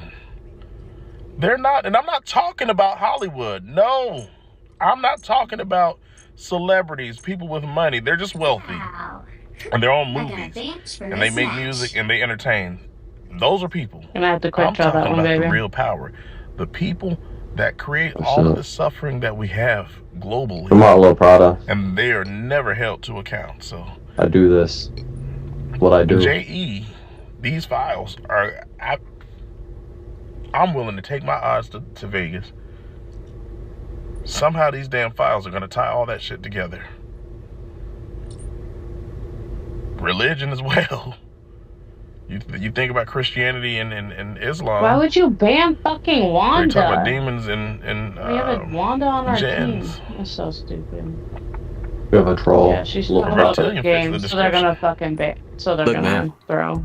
We live in a strange world, and whoever would have thought, man, that we would grow up and find out that all of this shit was going on. Fucking, I already know what they're gonna fucking throw. Talking about good games. I know, yeah. I'm tired. I be up late at night. I know sometimes y'all be seeing on some of the videos, like it be having a time in a little red box where I be up 3 o'clock in the morning, like sometimes like searching, doing my research, downloading videos, reading into these files, and it's diabolical, man. It's what I thought it was. It's what I knew it was. You got to think. I used to fly with these people. Some of the stuff they talk about most of the stuff they talk about is just not the average stuff that you would think people in these situations, the higher ups, will be talking about. That's another thing that changed my perception on life and what we live in, is being around the people. You know how you can be like, oh man, this is my favorite celebrity, and you meet them in real life and they're an asshole, or they're just completely not what you thought it would be. That's why I don't have expectations on people anymore. I don't have expectations on people, places, or things anymore. I just like to be free-willed and just go with the flow. I can feel and sense everything around me. 4, 3, but getting around these people, you understand it's a lot deeper than that. When you're an empath, when you're somebody with some type of telepathic, like, you're tapped in, because most of us do have it. Some of y'all are calcified. You can decalcify, you just have to do your own damn research. This is not about that type of video, but when I was around some of these people, they can intercept your thoughts. I can hear them. I can taste their energy. And they got kind of scared and they shut it off. Some of these people are not human. Some of them have been replaced. Some of these people are clones, but some of them are not what you think it is. And I think that's another one of the things that we're gonna find out pretty soon. I've been saying this for a very long time. We're gonna find that out very soon. I do think that we're about to figure out something about religion. Y'all gonna learn it for a fact on what that shit really is. And how they've had you programmed in many different ways. I'm not saying don't believe in a higher power or anything like that. I'm not one of those people. I'm not gonna kick your religion, whatever you believe in. Believe in what the hell you want to believe in, but the truth will set you free. The truth will definitely set you free. You know what I'm saying? I'm just hoping that everybody that watch these videos, you're on the right side of this thing. That you can vibrate with the right frequency to survive this thing. You have to pick wisely, y'all. Hopefully I see y'all on the right side of here. You know what I'm saying? Take care of yourself. Take care of your families. Look inside, man. Purge the bad things that you don't want to take with you. It's like moving from one house to another. Moving from a roach-infested house to a clean house that you upgraded to. You don't want to bring those roaches with you. So you want to leave all the baggage where it's at. Or throw it out. And move on to something better. You never want to bring, it's just like a relationship.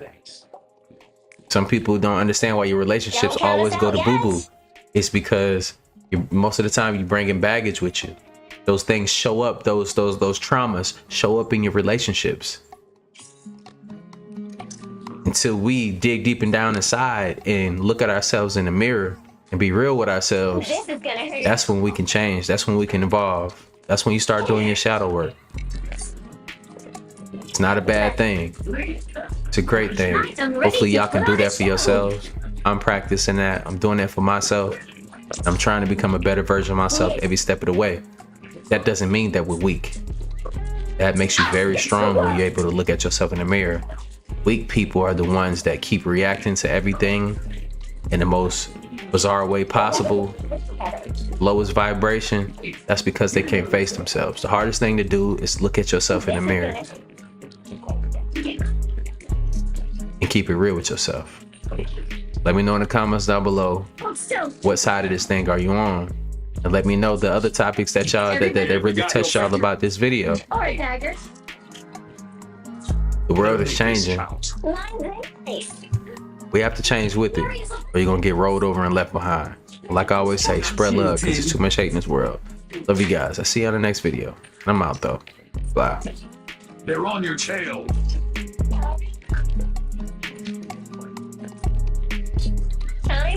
Nobody.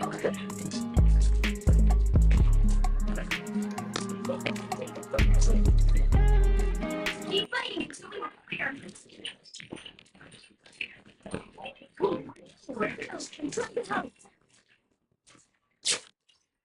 Donald Trump is losing it this morning as his plan with the MAGA Republicans to depose former President Bill Clinton and former Secretary of State Hillary Clinton, it is blowing up in Donald Trump and MAGA's face right now. So in Chappaqua, New York, you have Hillary Clinton and Bill Clinton's deposition taking place today. But what the press were asking the MAGA Republicans who showed up for these depositions, although they weren't at Les Wexner's depositions, but what the people want to know and what the press want to know is, why is Donald Trump covering up FBI 302 interviews from survivors who have accused Donald Trump of sexual assault when they are minors? So that was posed to James Comer. Comer, what do you have to say about that? Here, play this clip. Are you concerned that there has been a cover of sexual abuse of a minor by President Trump? There are missing FBI records. No, we're looking into the accusation by the NPR. We don't know the answer to that. We know what the administration says. We're still looking to get a definitive answer on that. Also, James Comer and the MAGA Republicans who showed up to Hillary Clinton's deposition in connection with Epstein. Why in the world are the Clintons being deposed here? What are we even talking about? Clinton's name's not even in, Hillary Clinton's name's not even in the files, but okay. You wanna go there, Comer? All right, what about Howard Lutnick? Why isn't Howard Lutnick's deposition taking place? And watch what James Comer says. Here, play this clip. So we'll do one more question, go ahead. In the spirit of bipartisanship, would you then ask the Commerce Secretary Howard Lutnick to come testify? It seems like he has some information. That's very possible, and I think I think it's a good possibility that his name will arise in some questioning today. It'll be on my list, and I have an email I printed off for Hillary to ask about Howard Lutnick today. Okay. So we're asking again, and I want to remind everyone, we've already brought in Alex Acosta and Bill Barr for deposition. That's two Republicans in the Trump administration. So this isn't just about Democrats. This is about anyone that has any knowledge of Epstein, the investigation. I think we all agree the government failed. The government failed the victims. And what our role is, we can't prosecute anyone. But what we have been doing is getting transparency to the American people. We subpoena. Then you have Democratic Congress member Garcia. He held his press conference outside where Hillary Clinton and Bill Clinton were being deposed. And Congress member Garcia says, what we really need to be talking about is the fact that Donald Trump and his regime are hiding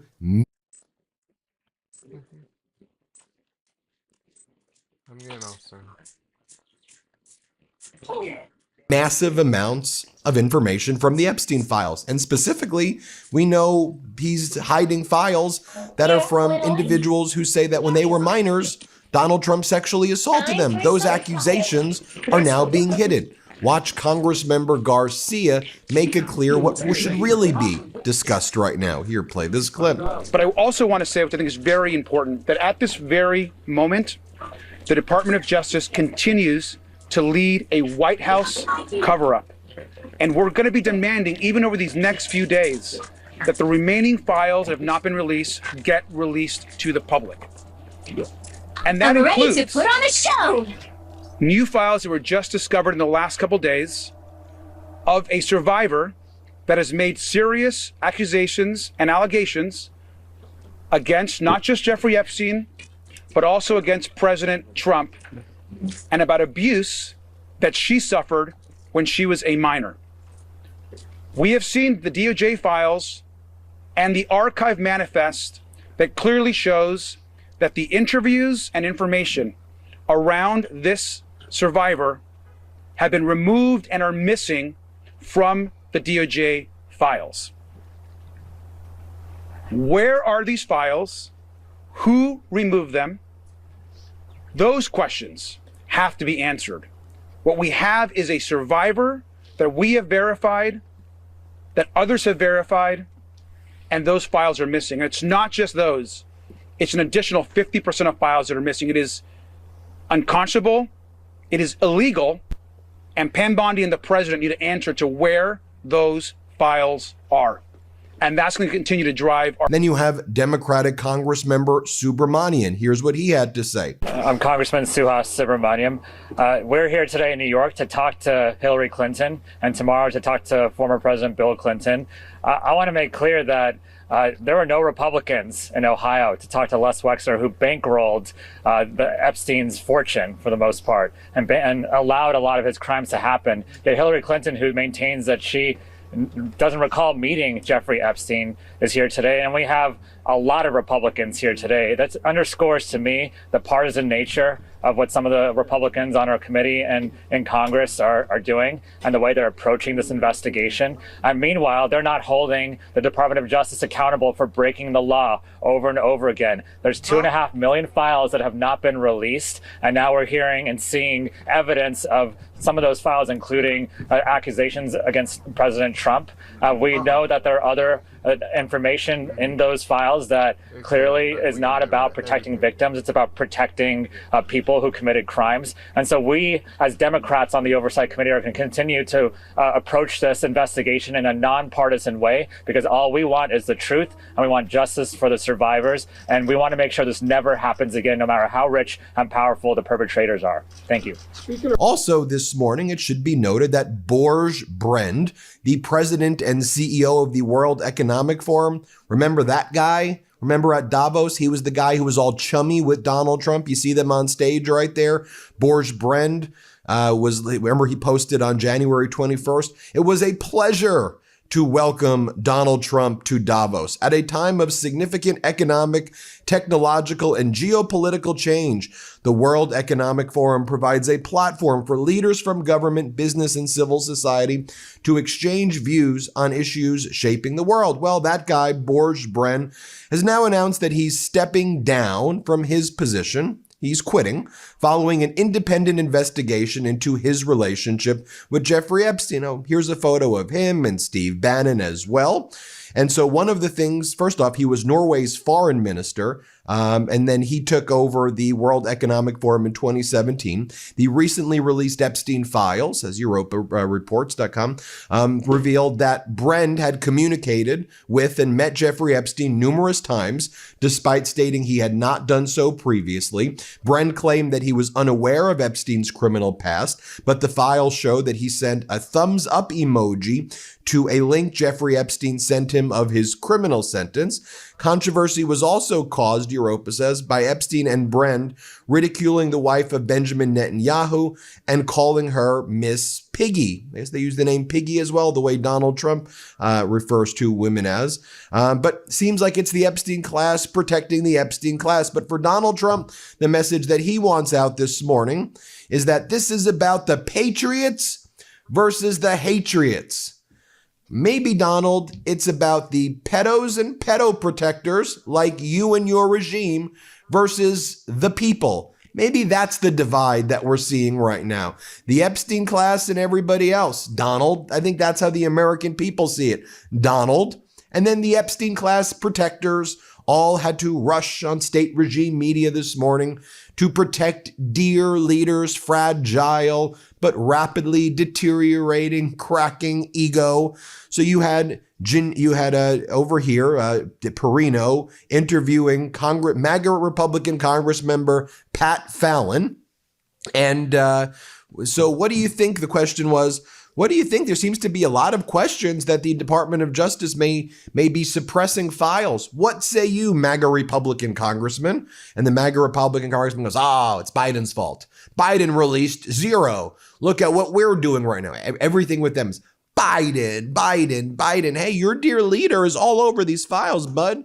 38,000 times in what has been released, potentially 1 million times in what hasn't been released. In what has been released, his name appears more than Harry in the Harry Potter series, more than God or Jesus in the Bible. But okay, go ahead and talk about Biden. Here, play this clip. For people that are following the story and are seeing that there's been a recent controversy and a question on whether the Department of Justice suppressed some of the information in the investigation that would have dealt with President Trump, how would you respond?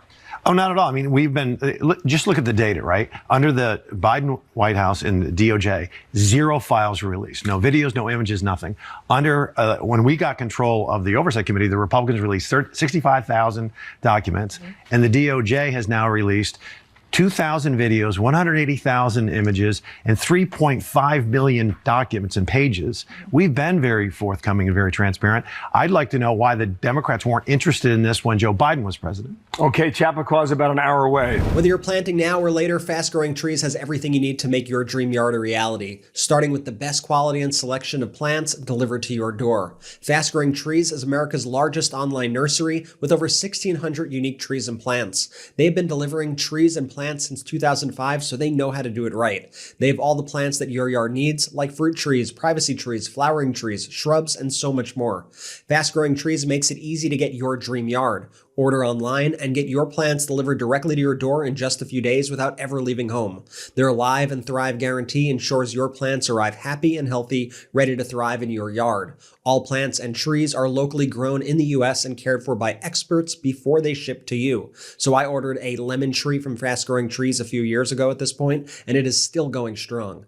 Every time I walk up to my door, I get hit with the smell of fresh citrus. It's amazing being able to grow my own fruit right in my yard without hiring a landscaper. Isn't that a direct quote? Doesn't he say that he inspects girls naked at beauty pageants because when you're the inspector, you get away with it? It's your job as the head of the beauty pageant. Isn't it that guy who found civilly liable for sexual assault? But go ahead, Fallon. Go ahead. Here, play this clip. Here we are. We made a lot of accommodations. We came to them, but we just want to find out the truth. We want accountability and transparency for the American people and for the survivors of. So this has never been done before, and a former president's never been compelled to appear before Congress. Is this where this is all heading as of today? Well, we've never had a former president either this close to a convicted felon either. I mean, it's problematic. Okay, but now they need their pivot, right? Oh, no, what did we do? Now everybody's talking about Donald Trump and the accusations against him in the Epstein files. All right, where are we going with this one? War with Greenland. So they start that again. Doug Burgum, Donald Trump's interior secretary, or someone says the secretary of the exterior, right? Why is the interior secretary talking about war with Greenland? But okay, War with Greenland Day again, everybody. There they go. We need to take it over. Play this clip. What else can you tell us about that? Well, Ambassador Whitaker has it right. This is a strategic importance. Think of it as a bookend, Alaska on one end and Greenland on the other, really providing the shield, if you will, to protect North America and the United States. Absolutely critical. And of course, there is more activity up there, both Russia and China active in the Arctic. And we need to make sure that the U.S. is, if we're going to carry on as they call it, the Donroe Doctrine, North and South America, free from these interests of our adversaries, Greenland is key. Some people have described Greenland as, one big piece of ice. It is 2.5 times the size of Alaska, and Alaska is the size of California plus Arizona plus New Mexico plus Texas. Wow. And so the 80% of Greenland that it does have ice, the 20% that doesn't in Greenland is the size of California. size of California with 50,000 people living there. There's such an opportunity for the Greenlanders, such an opportunity for North America and the United States in a partnership. You know, just like, again, when we bought Alaska, there was hardly anybody living in Alaska. When the United States bought Alaska, you know, now 800,000 people, and a major contributor to defense and a major contributor to U.S. energy. Then bring in NATO Ambassador Matt Whitaker, war in Greenland. Play this clip. NATO reportedly falling behind Russia and China in the race to build up icebreakers and other tools critical for the potential war in the Arctic. Interior Secretary Doug Burgum is renewing President Trump's calls to take on Greenland, calling it a strategic vital asset for the U.S. economy and national security. The Secretary, of course, will join me at 8 a.m. Eastern. He's going to talk more about that this morning. But where are the NATO allies at this point? Is this off the table, or is this still a consideration for the United States to use Greenland as a critical security spot? I know the president has discussed wanting to build part of his Golden Dome on Greenland. Yeah, obviously, Greenland is a critical part of North American security. We have a high-level working group that's negotiating trilaterally with the United States, Denmark, and Greenland. War in Cuba. Let's strangle the regime, MAGA Republicans say. War in Cuba. Play the clip. Are we doing something? Other than strangling them? Well, that's what we need to do. We need to strangle the regime. For too long, we've been actively, not actively, but passively helping them. You know, we send remittances, we have flights, we allowed luxury goods to be exported from the United States, kind of circumventing the Helms-Burton law. Right now, you know, everything is, you know, the noose is tightening around their neck. They lost Venezuela, which was one of their prime, you know, friends in the region. Mexico is no longer helping them as much as they were in the past, and so they are slowly, you know, strangling to death, which can't come soon enough for me. We need that regime to go. The regime is causing this humanitarian crisis in Cuba, and the faster they go, the faster we can help the Cuban people.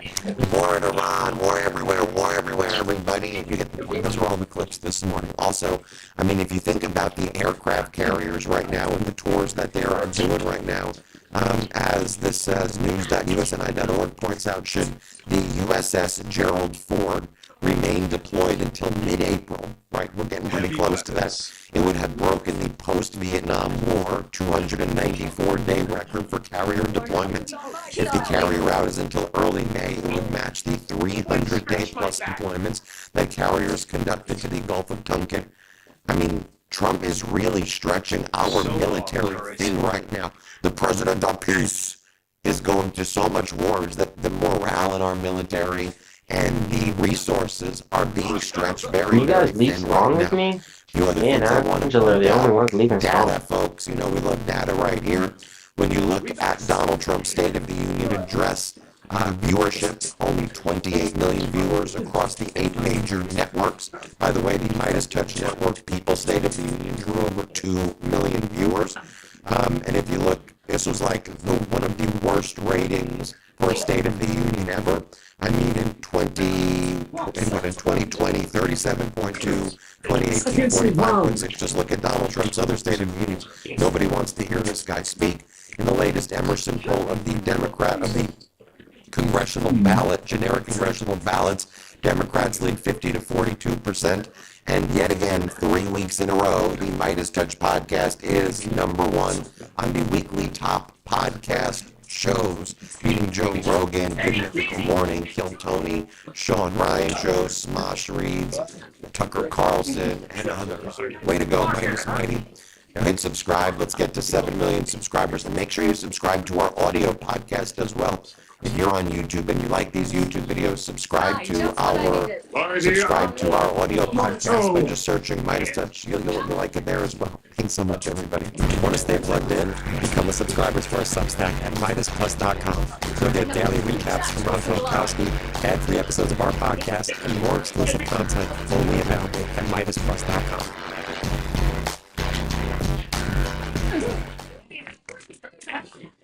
It's pretty bad over here. Hillary Clinton just delivered instant karma to Donald Trump and MAGA Republicans. She just wrapped up a press conference in Chappaqua. It's the town that she lives in around upstate New York. She finished her deposition where she was called, subpoenaed by the MAGA Republicans in connection with the Epstein files, even though she doesn't appear in them and never met Epstein and has no connection to Epstein, unlike people in Donald Trump's cabal. In any event, she sat for her deposition, as I talked about earlier, and MAGA Republicans like Lauren Boebert tried to take photos of her, to which Hillary Clinton said, let's just allow the press to come in. If you're going to violate all the rules that you're setting about no cameras and whatever, let's have the whole press come in. I want to do this hearing in public anyway. And then James Comey was like, no. Then Hillary Clinton held a press conference. It was a powerful press conference. It's vintage Hillary Clinton. She was clear. She was very specific. She punched back at these MAGA Republicans. She mocked them. It was great. Let me show you what went down moments ago as she stepped out of her deposition. She talked about how weird and unusual these MAGA Republicans were behaving in the deposition and how they started talking about Pizzagate and UFOs. Let's play this clip. I don't know how many times I had to say I did not know Jeffrey Epstein. I never went to his island. I never went to his homes. I never went to his offices. So it's on the record numerous times. It then got, at the end, quite unusual because I started being asked about UFOs and a series of questions about Pizzagate, one of the most vile, bogus conspiracy theories that was propagated on the internet, that was serving as a basis of a member's questions to me. Next, Hillary Clinton talked about an exchange that she thought was one of the most interesting exchanges of the deposition. Let's play this clip.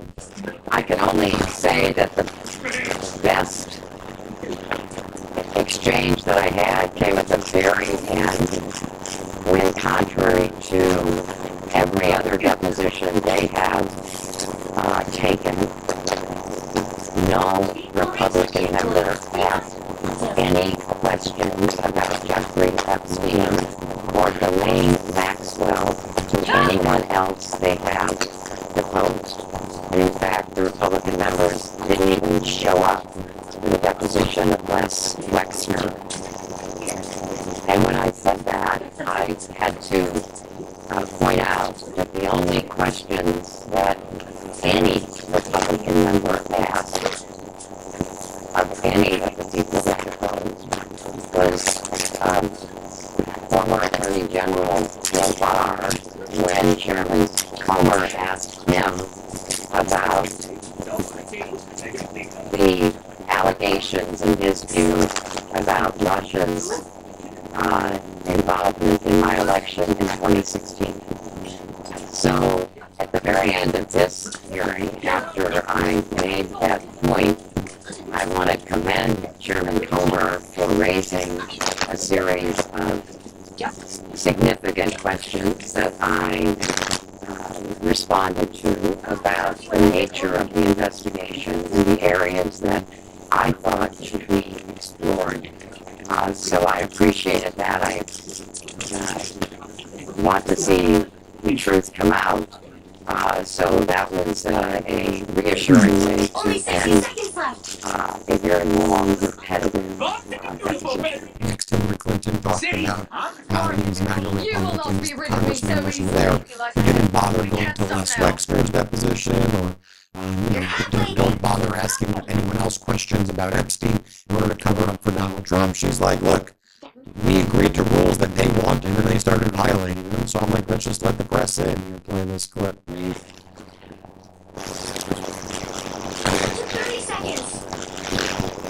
Hello, everybody. Good evening.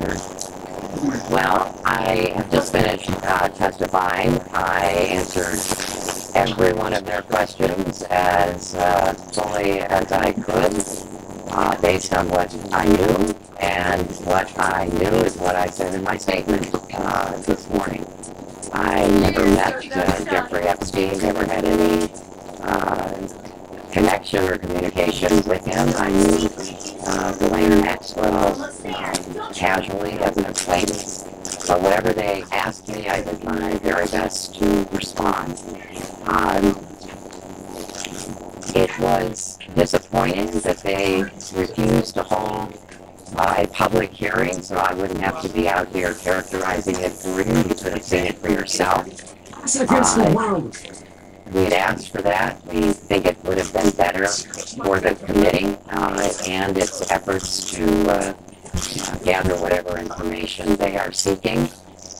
We had a bit of a challenge in the beginning because we agreed upon rules based on the fact that it was going to be a closed hearing at their demand, and one of the members violated that rule, which was very upsetting because it suggested that they might violate other of our agreements. So we had to cease the hearing for a period of time until we could get assurances that no rules would be broken going forward, and we returned to answer questions repetitively, literally over and over again. I don't know how many times I had to say I did not know Jeffrey Epstein. I never went to his island. I never went to his homes. I never went to his offices. So it's on the record numerous times. She talks about she answers every question from the press.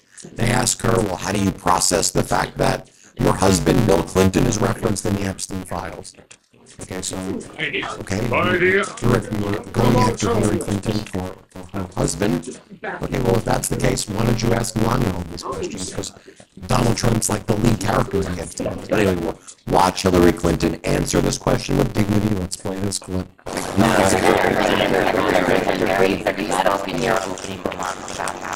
Heartbroken you have been for the Epstein files. Can you talk a little bit about how you have processed and reacted to the fact that the former president, your husband, Bill Clinton, is referenced in the Epstein files numerous times, including in some photos featuring women, and how have you been personally preparing for the deposition that is coming tomorrow? And are you 100% confident that there isn't anything that the former president knows about Epstein's files?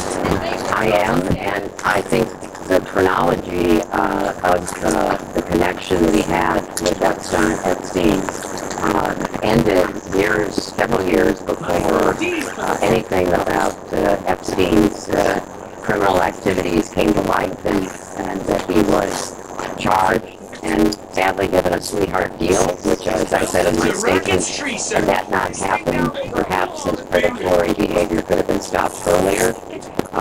But I think it is fair to say that the vast majority of people who had contact with him before his criminal pleas in 2008 were like most people. They did not know what he was doing. And I think that that is exactly what my husband will testify to tomorrow. So then she's asked, do you still want to testify? No way that Wanda like loses the game, bro. Like, there's just no way. Okay, but I offered to do it publicly. Do it once. I had the opportunity to do it in public. I want this tape released. So that man, she's not doing very good. It was just one good old.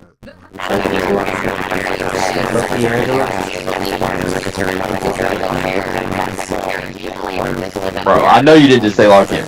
Like, bro, I'm doing everything in my power to do anything, bro. No, I didn't say you locked in. I actually said Angela locked in. I do. You're doing very good. They had a chance to do it in public. Try my best, bro. I got 20K kills, bro. They're making the wrong decision of waiting. We didn't win last round. I'm not being like mean, I'm just saying one thing. I keep studying to you. They ask literally the same questions over and over again. You can take it as an insult, or you could just be like, alright, I never seemed to me to be very there's two ways to do it, bro. And then, as I said toward the end, there were other questions that were totally off subject. So if they are going to fulfill their responsibilities to literally investigate the investigations, which is what they originally said was the scope of their work, I think they could have spent the day more productively. Next reporter asks why Ghislaine Maxwell was invited to Chelsea's wedding, and she was somebody's plus one. Chelsea invited me to know that she was even going to be there. Gotcha! What a gotcha moment. You're playing this clip. Can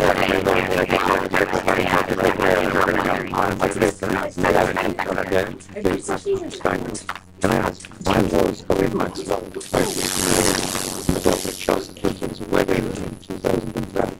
She'd already been mentioned in a civil lawsuit by Virginia Giuffre before that. Jeffrey Epstein had already been convicted before that. She came as the plus one, the guest of someone who was invited.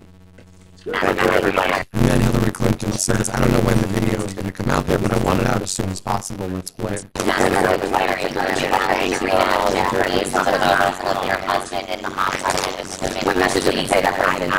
don't know when the video will be out. I don't know when the transcript will be out. We've asked that they be out as quickly as possible, and then you can see what Secretary of Bill Gates concerns about Epstein trying to blackmail him. All right, real talk. Everywhere you turn right now, someone's talking about GLP-1s, and I think a lot of people are very close to trying them until they remember they don't really love the idea of needles. They'd much rather go the natural route if they can. You've seen the fad diets, the detox teas, the stuff that sounds like it was invented in a group chat at 2 a.m. At some point, you just want something that actually supports weight loss without feeling like a chemistry experiment. This podcast is sponsored by Veracity, and they're offering an all-natural way to slim down, get energy. Vengeance shall be mine. She acted like she had no curiosity, wasn't concerned who was in the hot tub with him or anything. She didn't know. She said she really wasn't concerned. So, you know, there a lot of things she said that I think most Americans will find hard to believe when they watch the video. And by the way, James Comer, look into James Comer's past. He's been accused of abuse. He's been accused of hitting a girlfriend. He's been accused of a lot of things too, Comer. So, you know, be careful casting those stones, Comer. Then you had another MAGA Republican, Pat Fallon. Here's what he had to say. Play this clip. Now, do you think that the Boebert photo that was sent out, which y'all aren't supposed to do that, right? That's a pretty obvious no-no. So she sent that out. That gave Hillary a pretextual excuse for stopping the depot, but it was that was a violation of the rules, was it not? So you can say it's pretextual, but you're not supposed to do that. So did that affect ultimately what you guys got? It was just a pause. It was just a pause, fortunately. Honestly, Lauren Boebert, my friend, apologized for it. It was an unforced error, but it was going to be possibly, as you said, a pretense for Hillary to say, oh, I'm going to leave. And she threatened that. She actually said that. And I went right to Chairman Comer and I said, Jamie, if she leaves, we still have to hold her in contempt. Then what is she, a Fabergé egg? Yes, it was a violation, but it's a still image. And let's move forward. And Lauren said that she wouldn't do it again. She didn't do it again. Unfortunately, we were able to continue on because not only could we fill up your whole hour tonight, but we could teach a 3-credit college course. The more digging that you do with this, the more it doesn't make sense that the Clintons weren't really, they're a lot closer to Epstein than they're going to let you, believe. Okay, really? So that's what you're going with? Then Fallon finally said she's a very icy person, very icy. You're playing this clip. Politics. So take us behind closed doors. What was Hillary's demeanor like? She actually got fluffed up pretty well, looking pretty good there. So how did it go down? Well, I'd never actually seen Laura. I'd never seen her in person, and she was certainly agitated. She was trying to be a little charming to the Democratic staff, and that even fell flat. She's a very icy person, interesting enough, but nonetheless, she was trying to distance herself from Jeffrey Epstein and Maxwell, obviously, as she just said. She said she never met Epstein. She was just casual with Maxwell. So I asked her a question. Just casual. You've met hundreds of thousands of people. Your daughter gets married in 2010. You have to distill these hundreds of thousands of people down to 250. There were 500 at the wedding. There's going to be a groom. So 250 Clinton invites. And guess who shows up as an invited guest? Ghislaine Maxwell. And she said, well, she just was a plus one. I said, so that's your testimony under oath, that it's just an odd coincidence that old Maxwell was there. Things that make you go, Wait, what was she Epstein's plus one? Forgive me for not knowing that. No, Epstein didn't go. He had been convicted. Didn't show up. Pretty bad. These MAGA Republicans are a bunch of weirdos. Hillary Clinton handling herself with incredible dignity and grace, answering every question. Now let's do Melania. let's depose Donald Trump. Now let's depose Howard Lutnick. Those are the people who shouldn't be sitting for depositions. Let me know what you think, everybody. Hit subscribe. Let's get to 7 million subscribers. Thanks for watching. If you want to stay plugged in, become a subscriber to our Substack at MidasPlus.com. You'll get daily recaps from Ron Filipkowski, ad-free episodes of our podcast, and more exclusive content only available at MidasPlus.com.